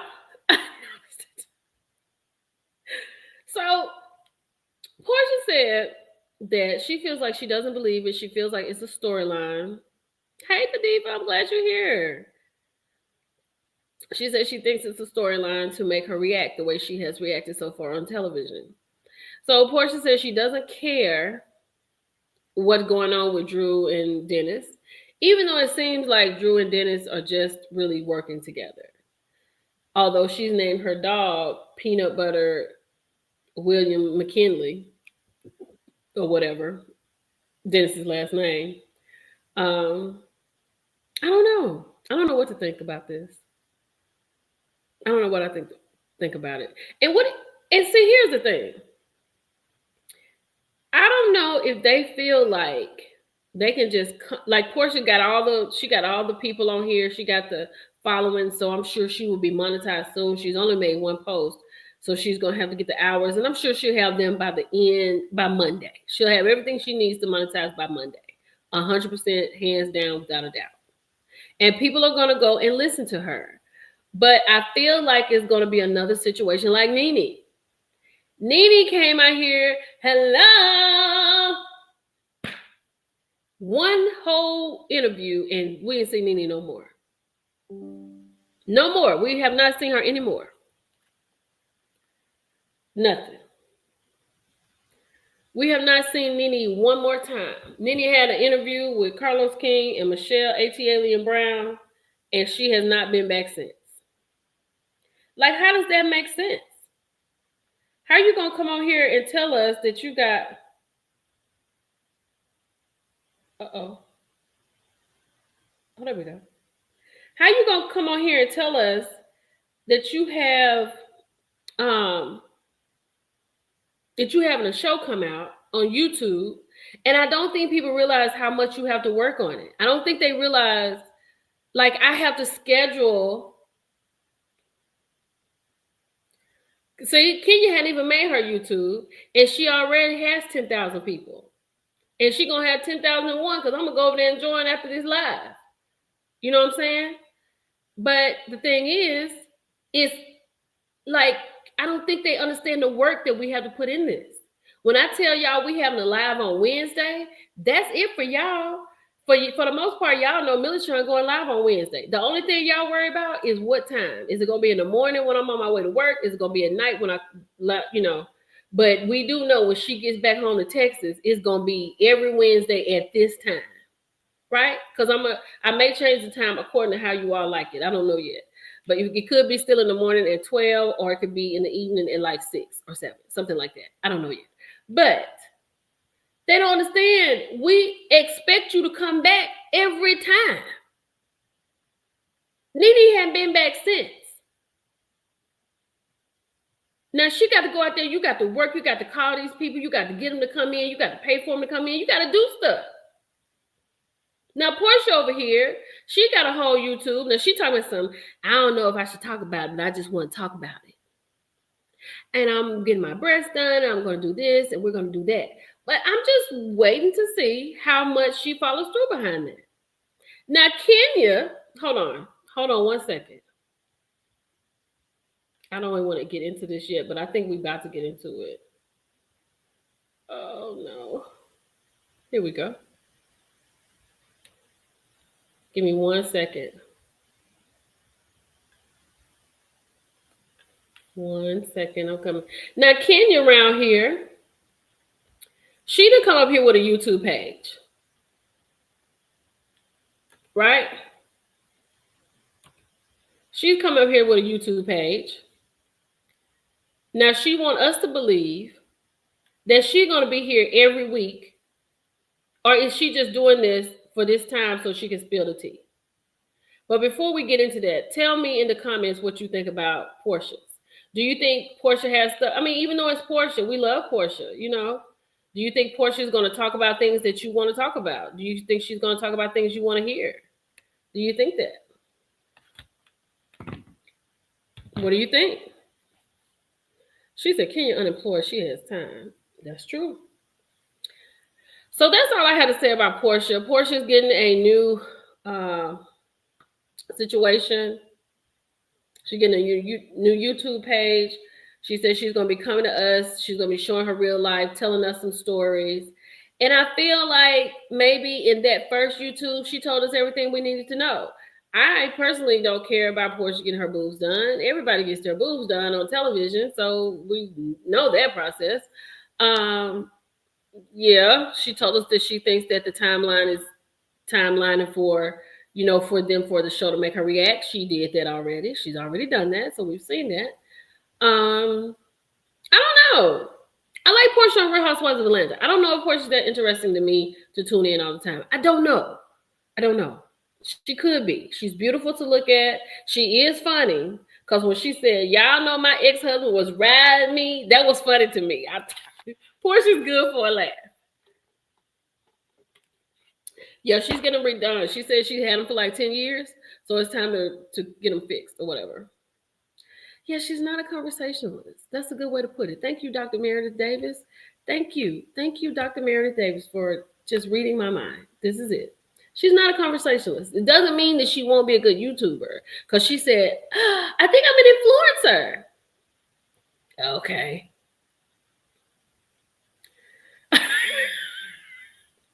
Miss Lacey said, I think Porsha's going to be just like those biscuits, dry as Powderhouse. Lord have mercy. Okay, we're done. And we're going to talk about Kenya next. And at the end of it, I'll go back and see what's going on in the comments. And we'll do those hot topics. And then we'll be out of here. Okay. So we're almost at the 2-hour mark. So maybe 30 minutes. We'll see. So let's get into it real quick. So this is where I thought this is for people who were saying that Kenya has style and grace and she's the top notch, da da da da da. I thought this was style and grace. I really did. I was like, this is good. This is where we are with it. 100%. I said, this is enough. Kenya has, she has thanked everybody she needs to thank. And she's done enough. Like, she did a thing. And that was it. She did a thing. People talked about it. It is what it is, right? So she's done. She thanked everybody. She thanked the twirlers. She thanked Miss Lawrence. She thanked her event planner and her family and all of that. So I was like, this is fantastic. But then when Kenya came back with this, hold on. I was like, no, Kenya. No, don't do this. This is not what we need. No. I don't like this part because this is not good. So hold on. We gotta say shout out to Willie Cologne. Today is his birthday. They had a live today on YouTube. He and Akeisha, and I was asleep for the birthday. So happy birthday, Willie. So let's get into this conversation right here. Let's go. What happened is that Britt made a comment at the end of last week's episode, like, I have a gun and a whip or something like that. I saw that. And on this week's episode, they all said to Britt that you can't say that shit.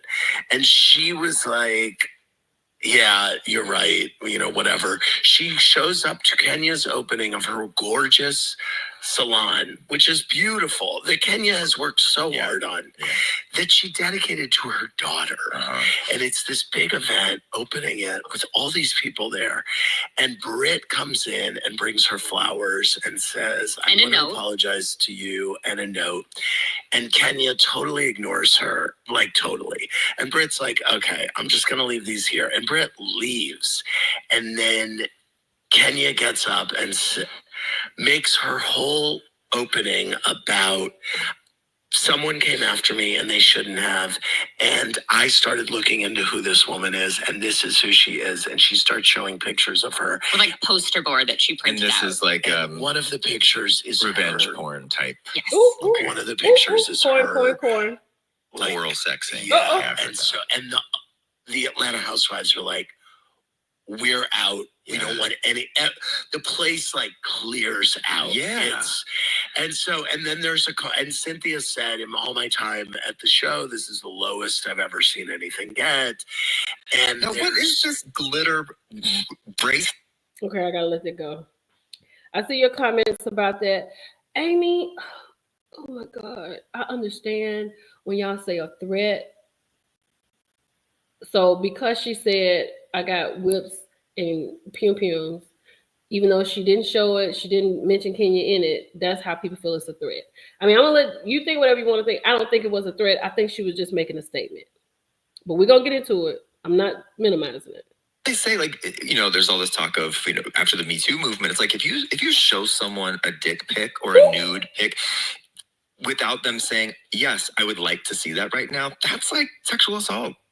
You can't just go around being like, hey, someone did it to me the other day. I was at a workout class and they were like, hey, look at this guy from last night. And I was like, I didn't ask to see that right now. Right.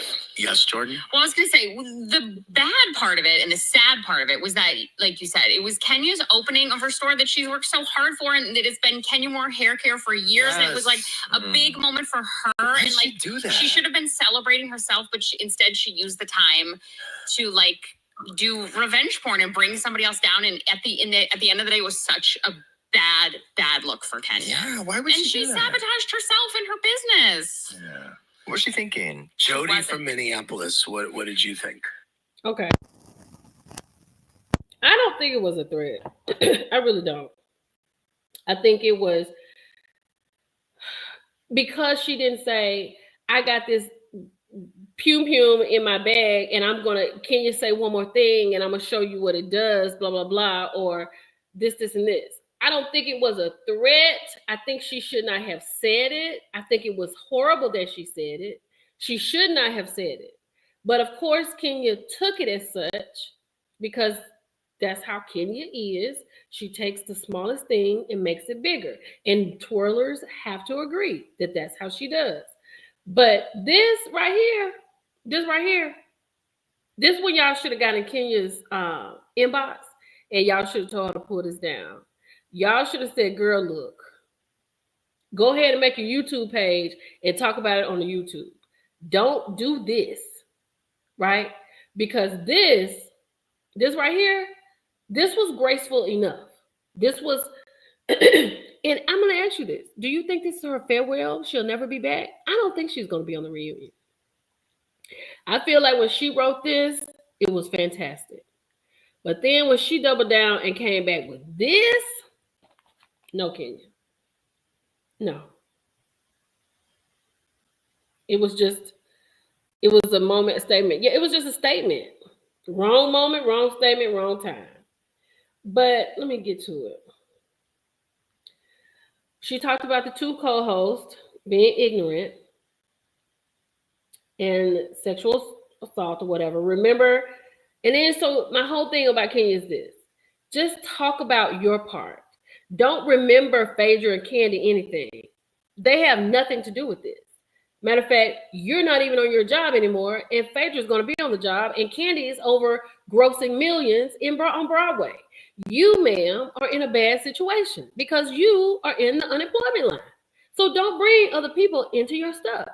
Dr. Mary, the South is the okay crap people carry about the grocery store. So instead, yes, make it make sense. Pure narcissist. Okay, so that's my part with Kenya. She doesn't take her accountability in things. She needs to bring examples for her to stand on to make her claim. If you can't make your claim on your own, then you, ma'am, there's a problem there. So then she said, RP, if someone showed Kim K's tape to you, is that revenge, P? I found that plus tons others online. She signed a release for it to be released, so it's fair. I will give you the same example, okay? This is the thing. People were saying, oh, but Brit's photos are out there. Brit has videos out there, so what's the big deal? You know what the big deal is? And I'm going to use Team Twirl. Amy, I'm going to put Amy up here. Amy in here twirling for Kenya. I will say this. Amy and I work together, right? Amy and I had a little tiff. Amy said something to me. I didn't like it. And I may have blown it out of proportion. So what do? I go and find, maybe not photos. Maybe I do find a photo. Maybe I go and out Amy in the break room that her husband is cheating on her. And I put pictures of her and her. I got a PI. And I found pictures of Amy man and another woman together. Or Amy's man and another man together. Let's do that. So Amy's man and another man has been together, right? But maybe that's not a good example. Let's say Amy and her man are on OnlyFans. Let's do that. Amy and her man on OnlyFans, they got an OnlyFans page. They millionaires, and we roll in the same circles. Amy done pissed me off. So when we go to a party, when Amy walks in the party, I got her and her man in compromising situations. Now, everybody in the party has probably seen Amy and her man, right? No big deal. But did Amy expect me to have a photo of her doing the job? I don't think Amy expected that. Now, I don't know if that's revenge. I don't know if that's what that is, because it sounds like revenge. Because Kenya said she didn't do revenge, so I'm gonna be on Kenya's side right now. I'm gonna say no, I didn't do revenge, Pete. But it seems like it could be if Amy done pissed me off, and now I'm doing something to retaliate, right? Regardless if everybody in the room has seen Amy and her man, Amy did not expect to come to the party and see her mouth on something. She didn't expect that. That's not cool. Wait, Amy, what you say? Amy said, please, hold on 1 second. Let me see what she said. Amy said, please do not do me like cheaters in our workplace.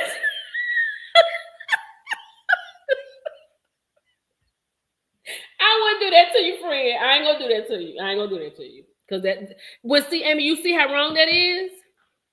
Do you see how wrong that is? Do you see how wrong Kenya is? I think everybody see how wrong Kenya is. Even Britt saying that was wrong. It did not warrant what Kenya did. It just didn't. And if we really want to be honest, Kenya was the reason. Why would Kenya saying that she's threatened? I would have immediately said, no, ma'am, Brent, she can't come over here. Britt, you cannot come here. I don't know you. Here are the police at the door. If this woman shows up, turn her around. She is not allowed to come in here. She has threatened me. But no, she wanted her there because she wanted to embarrass her. That's why she started clapping. And I'm glad Britt walked out. I'm so glad.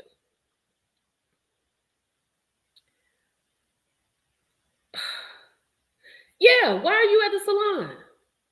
Yeah, I wouldn't do you like cheaters. Yeah, it's just not cool.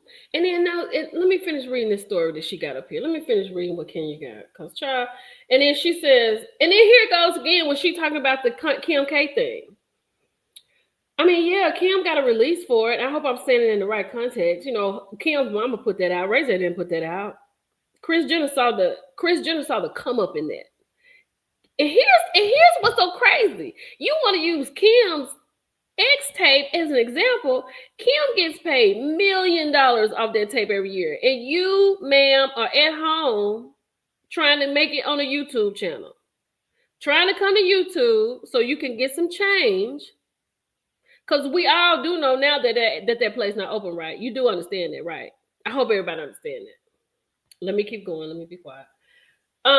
Stick of the bias and selective outrage. These comments should not have aired. It's a podcast where it's legal. You don't want activated Kenya. I shouldn't have shown it at my event, but for the love of God, why would they ignore a clear gun threat? I know it just wasn't a threat. So Kenya doesn't need to activate anymore. I think Britt, maybe she should have not been on an episode, maybe to just show, ma'am, you can't say things like this. Whether you meant it or not, Britt, you cannot say things like this. So we're going to sit you down for about 2 episodes. You will not be paid for these 2 episodes. I hope you don't even listen. We don't view it as a threat. Yeah, Kenya is very much a Karen. Very much so. Oh my God. Very much so. Girl, it had Barb. It has never been open. Hold on. Speaking of that, let's talk about it. Thank you, Barb, for bringing that up. Here we go. So this lady right here said, I'm here in Atlanta and wanted to go to her salon. It's open. It's open on Thursday, Friday, and Saturday. WTF, how do you make money? Kenya goes down here and says, we are open other days by appointments only. Okay. All right. Hold on.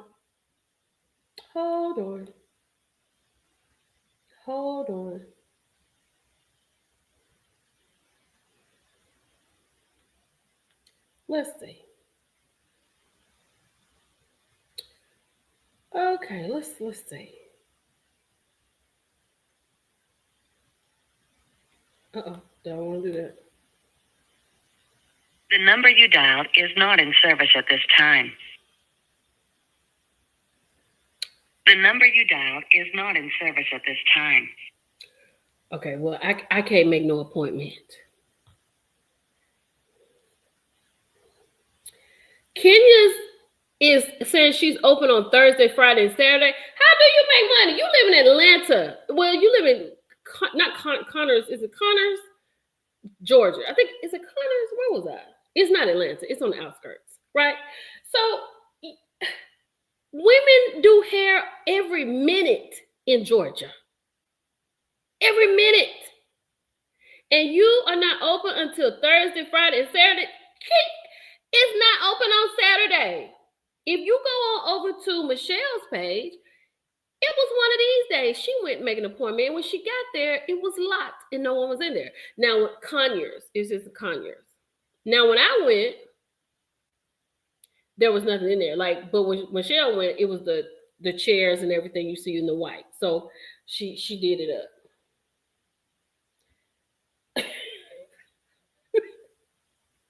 Who is scheduled a hair appointment for next week?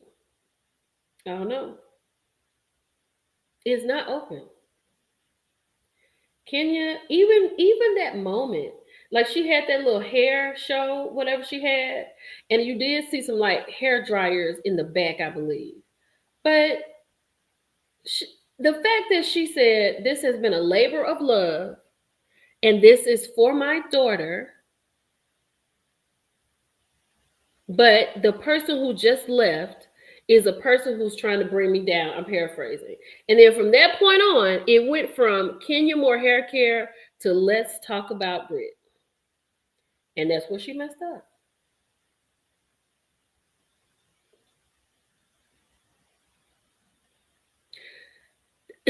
Look, hold on. She said, A. Mitch said, well, why hasn't Candy, Drew, Aunt Lori, her friend, AK, Claudia Jordan, post pics helping their girl out at her shop? Here's another thing. Why we heard of one girl going to get her hair done. Y'all want to look at that? Let's look at the reviews. Hold on. We heard of one person getting their hair done. Child, that woman's hair that came out on the side.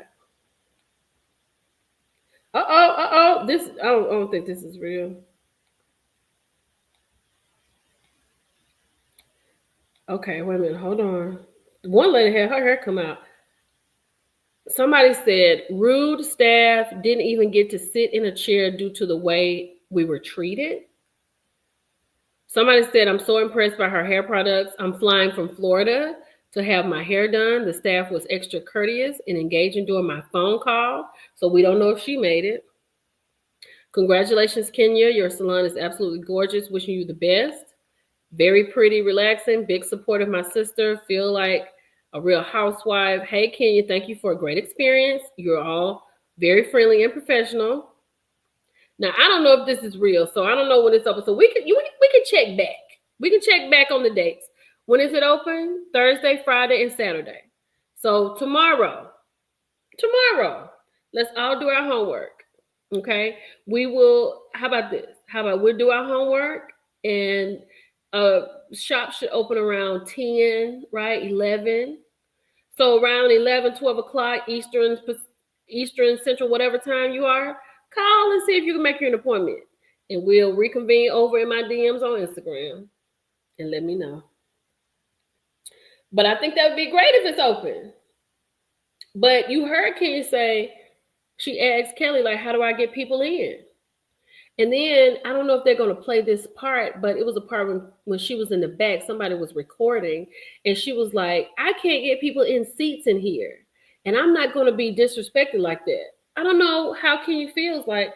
I know she wrote it. This is not real. Ain't no way. It's no way. It's no way it's real. Because that one lady talked about it, they burned her forehead. Okay, Miss Lacey. Miss Lacey. Okay, y'all, we got homework for tomorrow, and I'm gonna put it.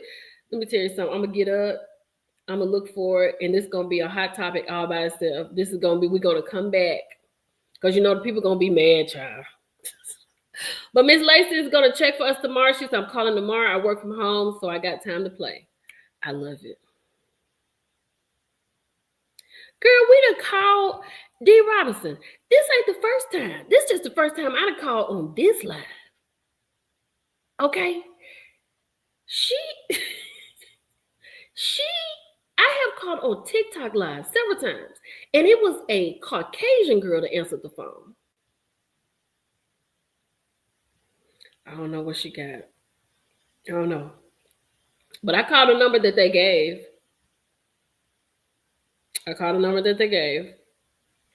Because I guess this is a... Hold on. Yeah, I called the number that they gave. So when y'all get on here, let me go to the website. Hold on. Let me go to the website. But yeah, that's when it's open. Y'all never been on the website. Okay, I know y'all can see. I'm hitting the website. They don't have a website? Hold on. Oh, y'all, she don't have no website no more. Okay. And let's get to talking about the Cynthia of it all. I really and truly don't feel like Cynthia needed all the hate that she got. I really don't. I think Cynthia was being a friend. If you want to think about a friend, you want somebody going to hold your feet to the fire. And I think she was just disappointed in Kenya. Like she said right here, I'm getting to know Britt, but I know you. I really hate that you let that end this way. I think you're bigger than this, and I think you're better than this, right? And that's a friend.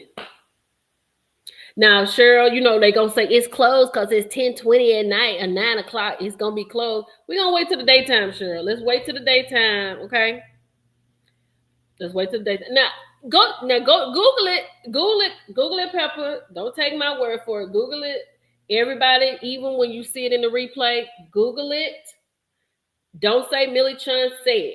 Go and Google it on your own and find out. Call the number on your own. I call the number on here. It could be a fluke. I don't know. But nobody answered. That's all I got to say.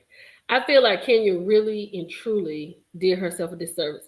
And some dude came on here last night early in the morning telling me something, you hate Kenya. I don't hate anybody. Right? Kenya is who she is. And she is a beautiful woman who plays a great villain that just took it too far. That's what it is. And we're talking about it. Because Team Twirl love her for who she is. Team Twirl loves Kenya for her antics. I loved Kenya when she came in there with them butt pads. I thought it was ridiculous, but I loved it. She's a mean girl. She is. And Team Twirl loves that, I guess. Mean girl activities, I don't know. But Kenya has done some things, and she's done some things to Cynthia. And if you listen to Dustin when he was talking with Carlos, he talked about it. How she almost gave away that she was going to get proposed to. Why would Kenya say something like that? She tried to ruin her proposal. Talk to her about her wine. Do you know this wine? Do you know that wine? How you going to have a wine seller? You don't know anything about wine. Talk to her when she was at her belly agency with the girls. She talked to her about that. It was horrible. How she treated her. The way she pulled that seat from under Kim Fields. That was horrible. She's done some horrible things. But she does get the ball rolling. So I understand it, right? She's a beautiful woman who just went too far. That's all it is. That's it. Kenya is good television. I will never take that from her. So when we get this right here, y'all, because this is coming up, child. It's on the way. Confessionals, in my words. YouTube. Hey. YouTube. What's this? I can't see it. YouTube confessional. Kenya Moore. Let me go read it. Hold on, y'all.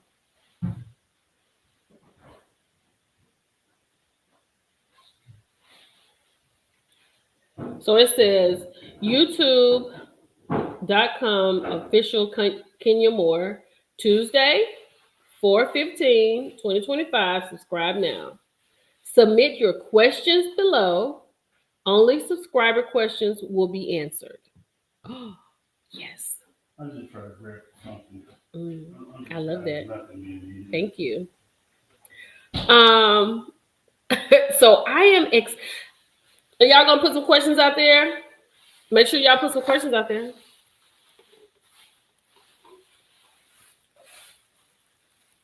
Not she by Sheree.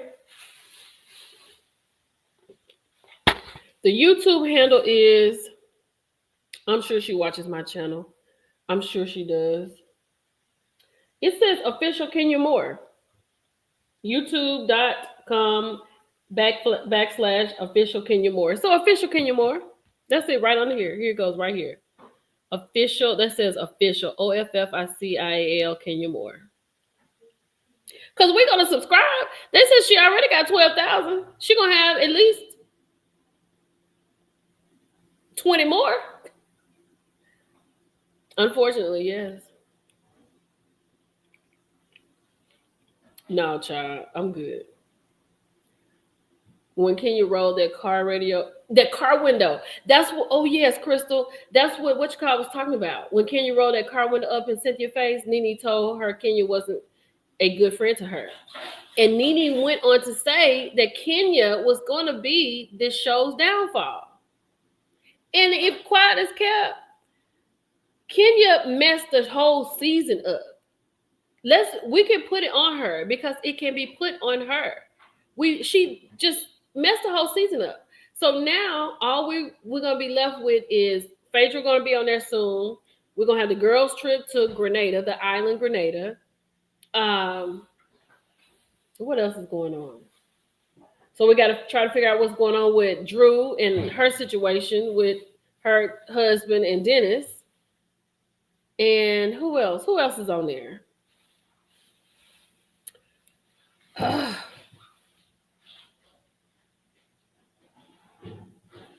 don't know. But I'm excited to see what she has to say. Confessionals in my words. So is she going to do confessionals from the time she's been on the season, from episode 1 through episode 5? Yes, post it, please. Thank you, healthcare workers.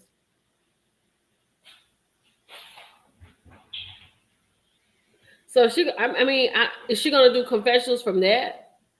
Because we've seen all that and we needed it. We needed it. Wait a minute, what y'all talking about? Hold on. What y'all talking about in the chat? She talking about Tisha Till.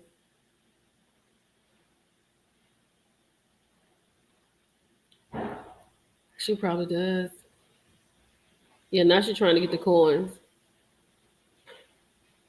But here's the thing for them over there, for trying to get the coins right. Like, are they going to follow through? Y'all, it takes a lot. You know what I'm saying? I mean, like, they have way more resources than we do.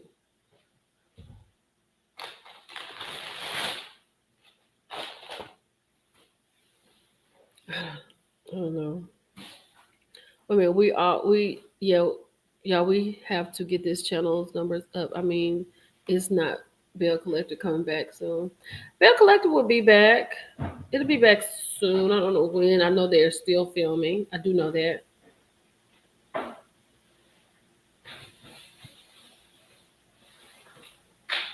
Oh, yeah. Now, this makes sense what Sam's base said. Now, I'm with you on this, Sam's. She may have to cut it down because you can't blame Britt. I mean, you can't blame Britt. Sonya, you can't blame Britt. Because let me say this. Even with Britt saying what she said, Kenya took it too far. Even with Britt saying that, and people feel like Britt should have been gone and all of this other stuff, I'm with you on that. I'm going to ride with you on that. Right?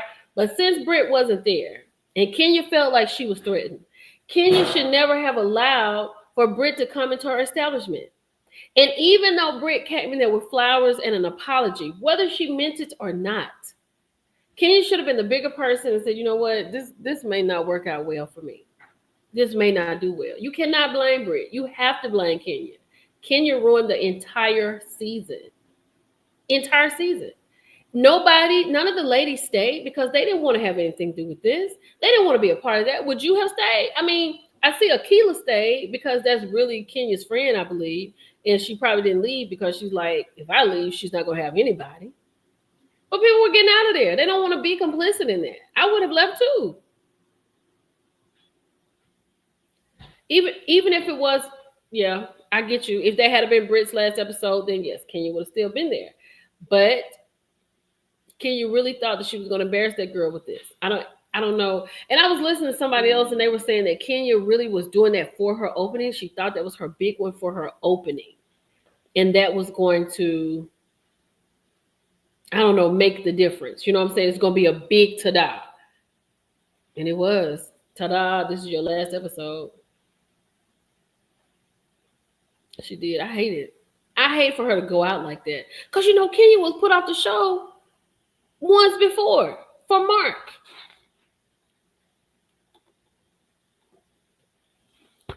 They tapped Kenya on the hand when she married Mark and then put it on the show. That's why people around here talking about she not really married to Mark. Because why would you not marry him on the show? You on the show. Of course, everybody's going to tune in to see her finally, after we've seen Kenya beg men to marry her, she begged Walter to propose. Begged. After we finally see her with somebody that could get married, you know people want to see that on television. You know that. So then she went and married him, and Bravo, So they gave her a little break. So now she comes back, she gets her peach. And then here's the thing. The way Kenya came in this season, I was almost on board with Kenya. Even the little shade that she threw, honestly, I didn't think Kenya was throwing shade at Britt about her wedding ring. I didn't think that. I never got that. I went back and watched that episode, that particular scene, a whole bunch of times. And I was like, Kenya didn't get smart with her. I don't think she was trying to be funny. Did y'all get that? She just hasn't.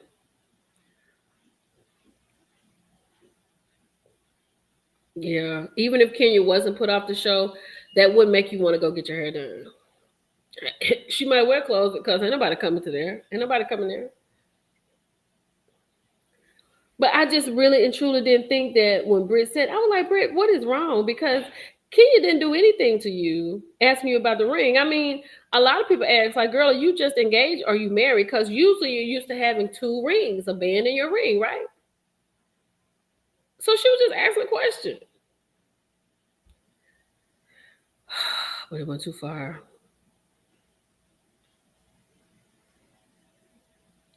Girl, did you see what I put, Crystal? I put it in my story. The dentist had made a post on Twitter talking about, y'all, season 11 is over. What do y'all want to see next season? I put under there a new cast. I want to see a new cast. How about that?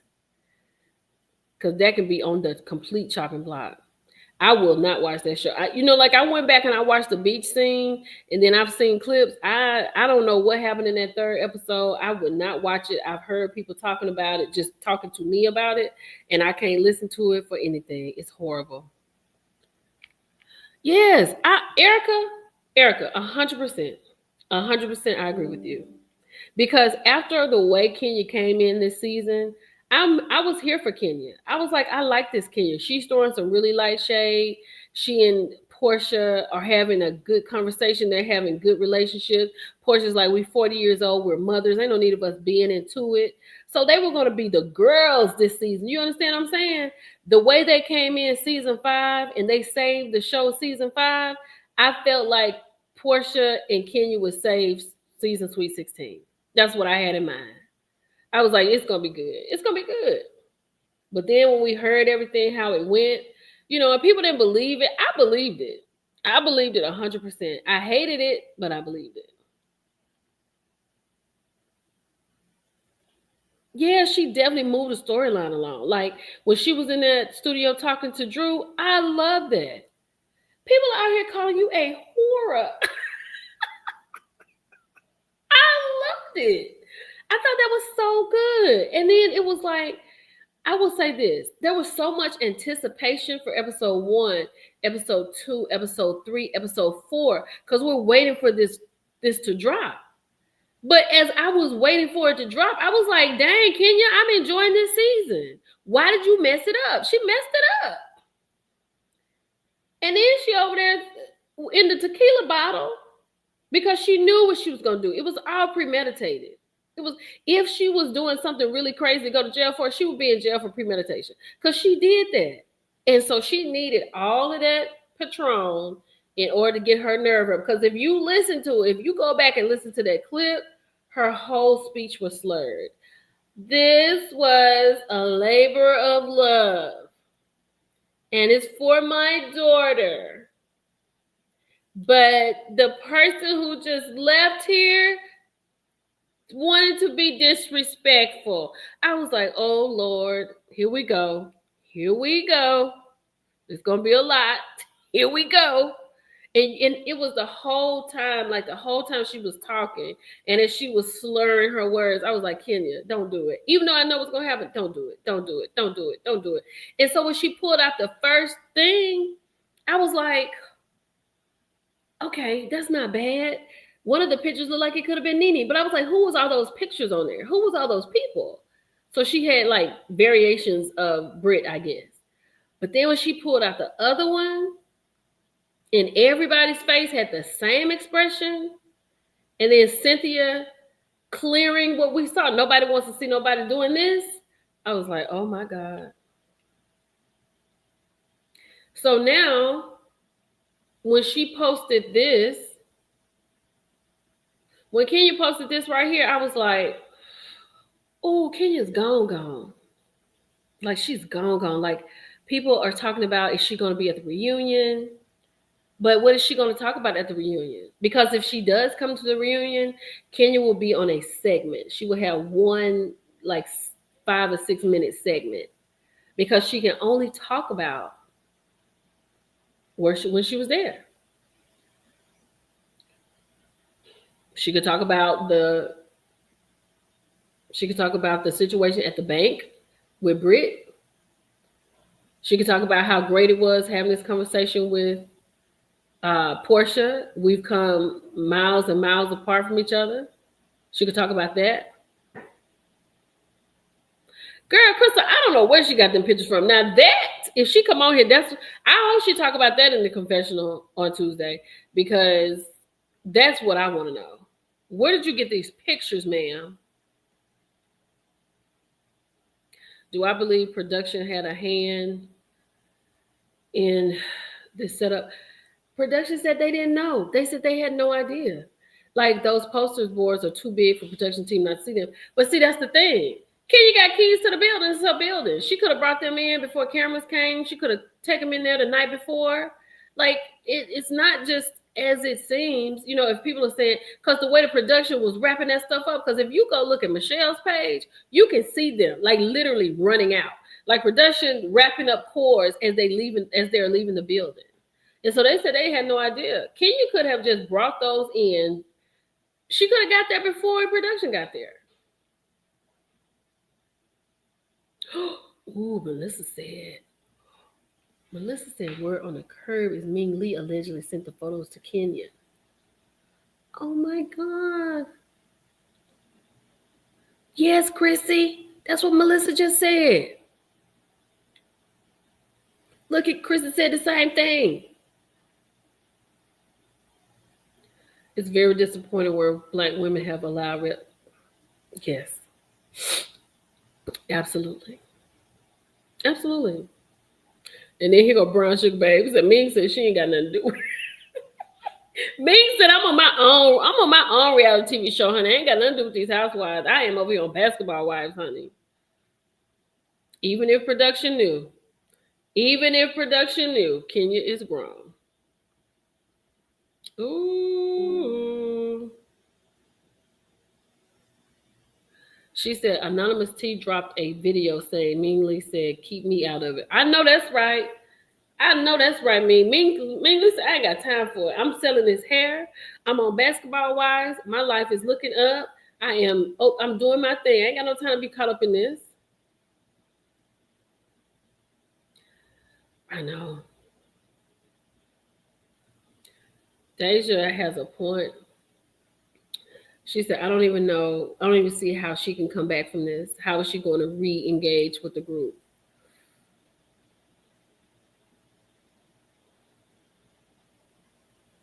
Hold on.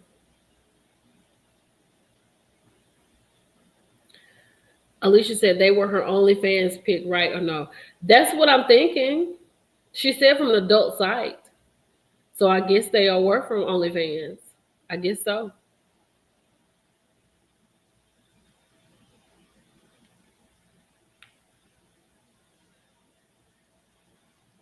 But I just don't think so. I don't think they would have done that because, like, just like Cynthia said, they were gone for 2 years. I told y'all you weren't gonna get it to 2025, and I think they worked on it. And because the show had been so bad, the show had gotten so bad, right, that they took their time to find these women. They brought Porsha back. They finally gave Kenya the money she wanted, so she came back, right? So I just don't think production would knowingly ruin what they have worked so hard to bring back to us. I don't think production did that. I think this is a situation where Kenya had them photos in there before production got there and nobody knew, and that's why they was trying to get out of there. I just don't think that they would, because here it is, Mama Two. They could actually take this show off of television because of it. If some people really got into their, some higher ups really got into their thing. And let me say this. Let me finish that, then I'll say this. If some higher ups would have really got into their thing, they'd be like, you know what? We don't want this kind of show on television. We worked 2 years to get it back on. We get it back on, and now this is what y'all give us? Scrap the show. That's why I don't see production having anything to do with it. They worked hard to get the show back. I don't think they would work hard to end the show in 6 episodes. I just don't think that. But then I had to think about this. I heard somebody say this, and it made so much sense. It was like, if Kenya was really afraid, if she was really threatened, Kenya, who is a staple of the Real Housewives of Atlanta, she could have went on and took this on up to the higher people that be. And let me give you an example of what happened. Stacey on the Real Housewives of Potomac, when she came out, when TJ came out talking about he paid her, then he came on that live. Before that, Stacey was said to have gone up to the higher ups and say how she was devastated by everything she was going through, and she didn't want people to show certain parts. You remember I made that post where people was looking at the parts with when Stacey was talking about different stuff, and it was cut out. It was cut out. Let me see if I can find it. Hold on. It was cut out of the show because Stacey went to the powers that be, and she was like, I don't want it. I don't want it. Hold on, let me find the child because I got it in here somewhere. Oh, man. Do I have it? Where is it? I can never find shit when I get ready for it. When Stacey went up, so she could have done the same thing. She could have went on and dialed that on up to the higher powers. Hold on, here we go. Let's see if I can get to it because it's up here. Oh, shoot. Hold on 1 second.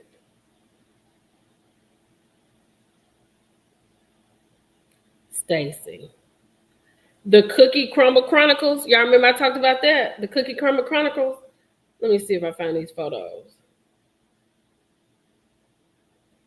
So these photos right here. These are photos from the episode on the Real Housewives of Potomac. I don't have these up for y'all. But these are photos where the ladies were reading the book, The Cookie Crumbles Chronicles. We need to be asking Bravo why all of this was cut from Sunday's Potomac episode. And then the other lady said, does this say Cookie Crumble Chronicles with cookies and milk on the front? What could that be referencing? And Stacey went up and had a piece of the show cut out that she did not want in the show. So if Stacey, who is somebody that we probably won't ever see on TV again, can go to the higher ups and say, I don't want this in here. You think Kenya couldn't have got a newbie off the show? And that is another embarrassing fact. Kenya is a OG who has got overthrown by a new person. That's why she can't stay off the internet, because she's embarrassed. She's embarrassed by what she's done, and she's embarrassed that she let a newbie kick her off the show. My bad. So I just don't think that. I think she could do whatever she wanted to do. Yes, Selma, we still here. Wait a minute, what you talking about, Rick Ross? She did used to go with Rick Ross. Britt did. She dated Rick Ross. Who else dated Rick Ross? Wait a minute, who else dated Rick Ross? I think her and Britt dated Rick Ross as well. Who is her? Wait a minute, to my Ming Lee?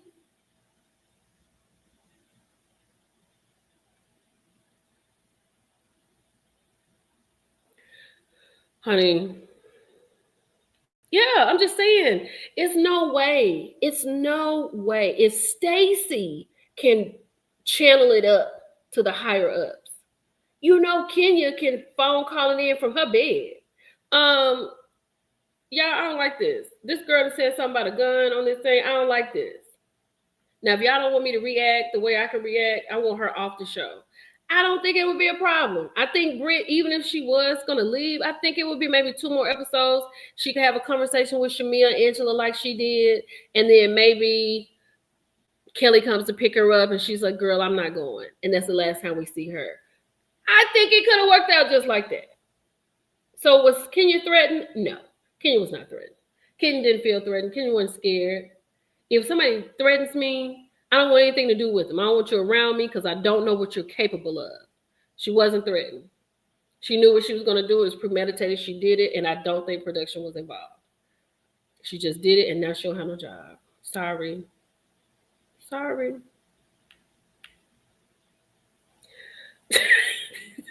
Look, I know that's right. RSVP said, I just can't believe. And then I think that is the whole thing about this whole thing.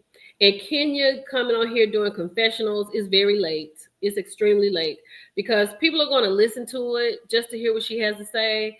But after she says it, it's not going to matter. She's not coming back. We won't see her anymore this season, right? We don't know what's going to happen for season 17. She could come back. Britt could be gone. We don't know. But with her talking, I don't think she's, because what else she gonna talk about when she come back? She got a whole Instagram live that she don't do. And then she came on Instagram live and had us looking at it and didn't say nothing.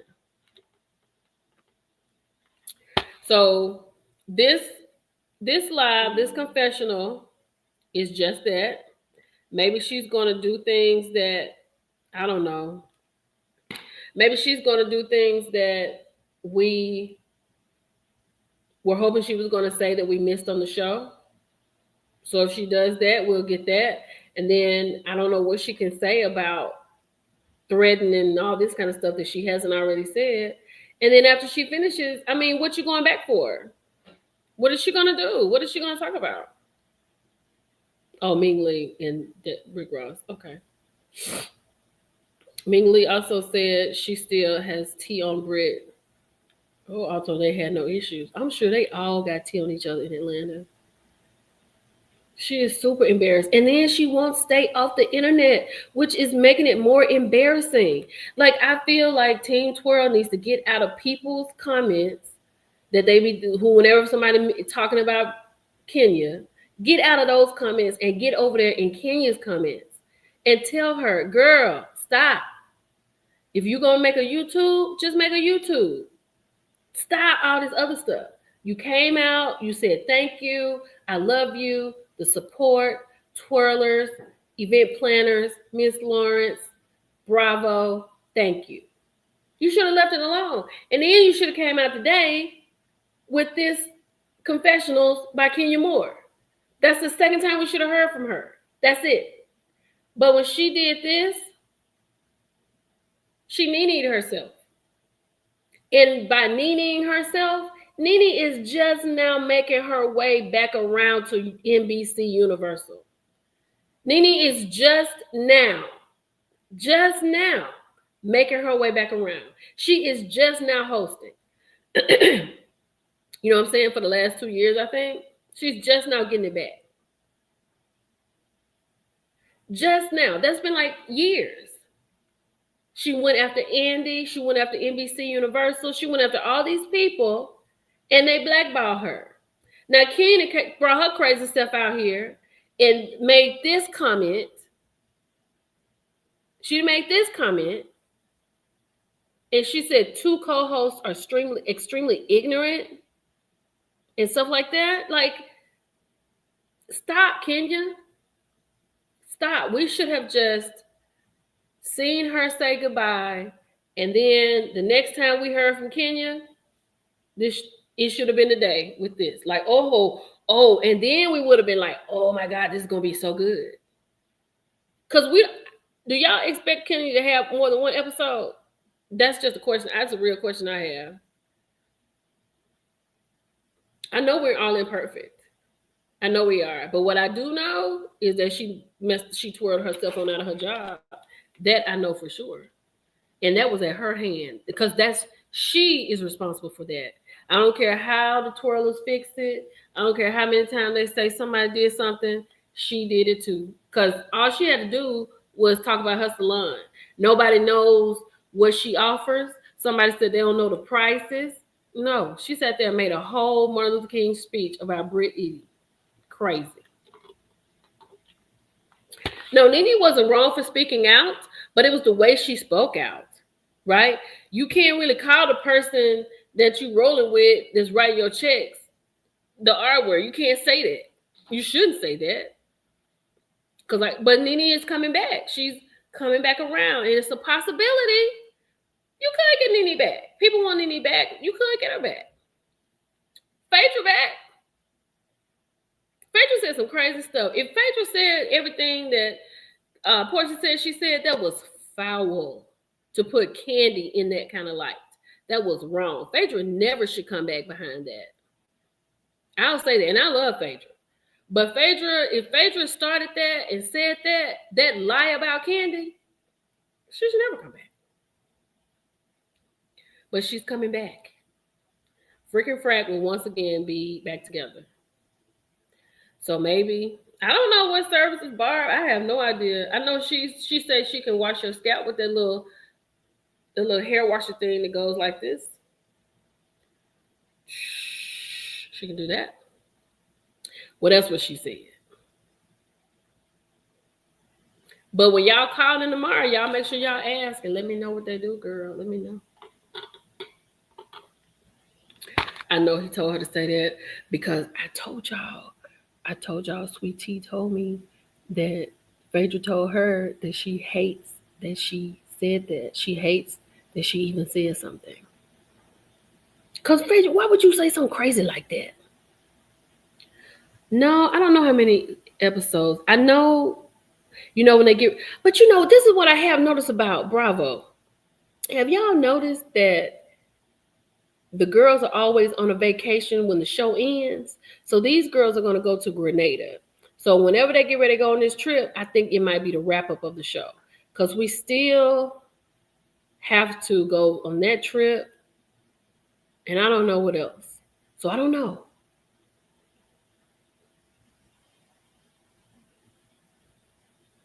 You have, oh yeah, I got to get back over there and watch her child. She's something else. Oh, she got a link on her. Okay, she got a link on her IG where you can book appointments. Okay, let's see. All right, y'all. Let's. Who want to go? Who wants to go to Kenmore Hair Care? Who wants to go? Let me know. Let's see. Oh, I love that. Hold on. Let me see if I can still get over here, child. Because sometimes, I can still get over here. Let's see. Kenmore Hair Care Spa.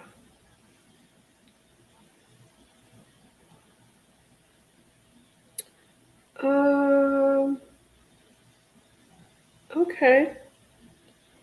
I don't see. I don't know. Maybe this is it. Hold on. Okay, this is her products. I can't find it. She's still selling products on the website. She got a website for products. Kenmore Hair. Let's see. Maybe we have something here. I don't know what this is. Stylist at Kenmore Hair Care. Yeah, she got 1, 2. She got 3 stylists. Is that Simone? Oh no, that's not Simone. She got some people in the seat, so they look like they're doing something at some point. But we're gonna see what's going on. Look, this is what I'm saying. Why we didn't see all of this? Oh shoot, y'all can't see it. Oh. Y'all can't see it. She got a little head thing right here laying down. She got a lot of stuff in here. There's a lot of stuff in here, child. You better get on it. She better open that thing up Monday through Sunday. Style C. Yeah, I saw that, but I didn't see nowhere you could. Hold on. Yeah, Style C. That's where I'm on. Okay. Silk press special, $125. Silk press, $95. Silk press, you can get a blowout for $60. Head spa, $150. Head spa with blowout, $175. Head spa with silk press, $195. Protein treatment, $100. Sew in, $250. Quick weave, $100. Quick weave braid down included, $140. Take down, $75. Scalp analysis, $50. Sew in consultation, $35. $30 for a trim. $30 trim add-on. Wigs, lace front install, $200. Glueless wig install, $175. Add-ons, track, single track sew in, $10. Add-on clip-ins, $25. So there you go. So she got some good prices. She coming up.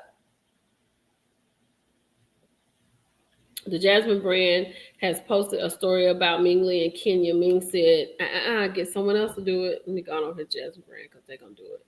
Yeah, they are average prices. Yeah, it's nothing big, but we're going to have to get into it.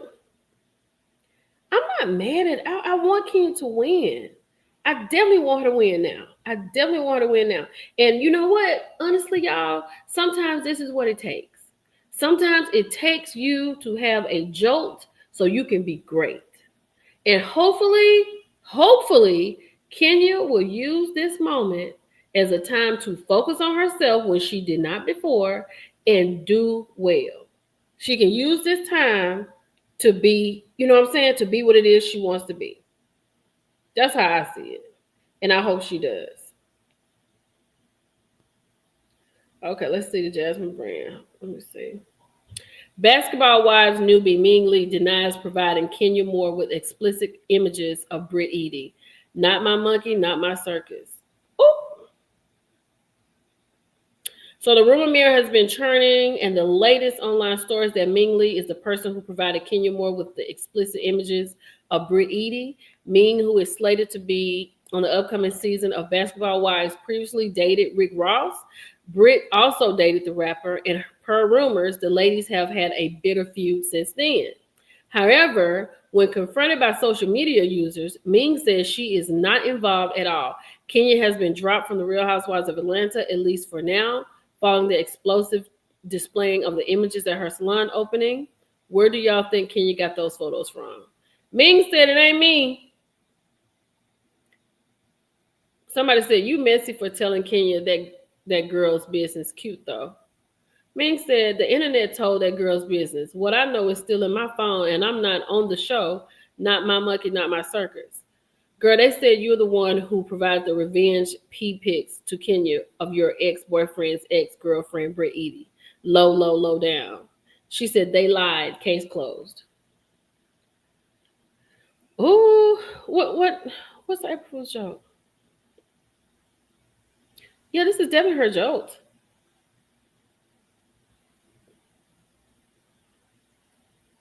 For real, what corporation business will still be employed after pulling such a stunt? This is definitely her joke. She said, child, I went to see Kenya's page, and the first thing I see is Ray J crashing out. What? How is that possible? Well, I'll put this will be in my hot topics. I'll post that tomorrow. I'll try to do my review for Real Housewives of Beverly Hills reunion. And next week is when Garcelle walks off the stage. Whole thing is wild. Yep, I'm with you, Goddess. Goddess said Kenya is too damn old for this. Because really and truly, people like Kenya and the dentist, like we've seen them for a long time, and people like them for what they do. But in real life, I often wonder, the people that go up for these ladies, would you want these women to be your friend in real life? My answer for me is personally no. Because you can't tell the dentist anything without hearing it on YouTube or she using it against you. And it seems like Kenya is, if it seems like sometimes when she doesn't have what you have, she uses that against you. I just don't think they're good friends. I just don't think that. See, I don't know. She said, well, Melissa said, so, well, the pics from Brit's OnlyFans or she'd get them for Rick Ross. Two things could be true at the same time. So I just don't think the ladies are good friends. I mean, now the other one, I don't think she should ever be on TV. I don't even think she should be allowed to watch TV. I think she should just stay in the closet. But as far as Kenya goes, I hate this happening to Kenya. Yeah, he tired, girl. You can tell Andy's tired. He is so tired of her. Yeah, a lot of people saying she was soft, and then the fact that she used her baby for this situation. I did this for my daughter, girl.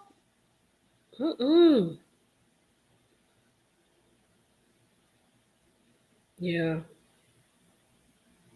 No, they're not. They're not one and the same. I'm not saying they're the same. I much rather can deal with Kenya. Much rather have Kenya to talk to her than the other lady. Much rather. There's no way. They are not the same. I just put their names together because of them, but no, they're not the same. I would never put them up against each other for that. No. One is very pleasant to look at and very smart, and the other one is not. And that's all I'm going to say about that.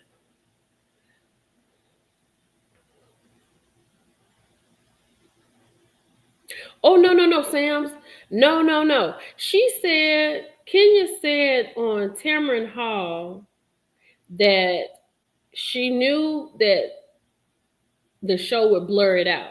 So that first poster that we saw that was blurred out, she said she knew the other posters with the explicit pictures on them, she knew that they would blur it out. But when Kenya turned the photo around, that's when they put up there that they couldn't show those explicit photos.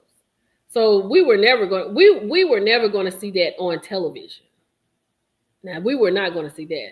But the people's reaction, and after what Cynthia said, we can just, come to terms with it. Because if it was just her and her daughter, they would show the pictures. If it was just her, if Kenya, let me say this. If Kenya had a poster with Brit dating Rick Ross, Martin Lawrence, 50 Cent, Justin Timberlake, if she had a picture of all the men, and I'm just saying that's not who she dated. I'm not saying that. This is an example. But if she had a photo with a poster with all the men she's dated and say, look, who is this garden tour? I think they would have showed that. And I don't think that would have been bad. You know what I'm saying? I think it would have been bad to show it, but it wouldn't have been as bad as what she showed. And then here's the thing. I feel like 100%. Kenya could have done this in a different environment. Like if Kenya had to call all the girls over to her home, and maybe not that explicit of the photos, maybe not that explicit. And she just, when the girls walked in, she had photos of Brit dating all these guys and all this kind of stuff. Maybe she could do that in that environment when it's just the girls. But when you're at your job and you're trying to launch and you want to do something generational and you told us that they didn't show it the last season you was on because it wasn't ready. And then you get to the point where they're showing it. Now all you do is talk about somebody else in a very bad way. It's just unfortunate. And a lesson learned. Revenge is not for us. It is not for us. It is for the Lord. It is not for us. Because you see what happened to her when she took everything in her hands. So don't take matters learn from Kenya. Do not take matters into your own hands, people. That's a lesson, and that's a word.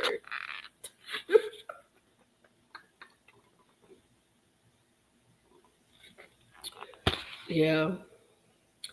Well, everybody, can y'all believe we've been on here 3 hours, really 2 hours and 30 minutes, because we had the first 30 minutes with one from Marriage at First Sight. I want to thank everybody. Yes, Sherry. Yes, that's exactly what I said. Those shots of Patron gave her the courage to do what she did, baby. She was throwing them back because she already knew, I'm about to put this beat on blast. You know how we get when we think we're about to do our big one? You know what I'm saying? Ooh, I'm cute. I got an audience. Yeah. We just... Baby, let me tell you, Alicia, you are a woman, honey, that I can girl, we are one and the same. But when you said James Evans, I didn't even read no more. Because I knew then. I said, I got one right here. Alicia, I got one in Alicia. Yeah. She said, like James Evans said, we just want to do the Lord's work sometimes. Girl, is that when did James say that? When he didn't say that when JJ was getting ready to get shot. When JJ got shot.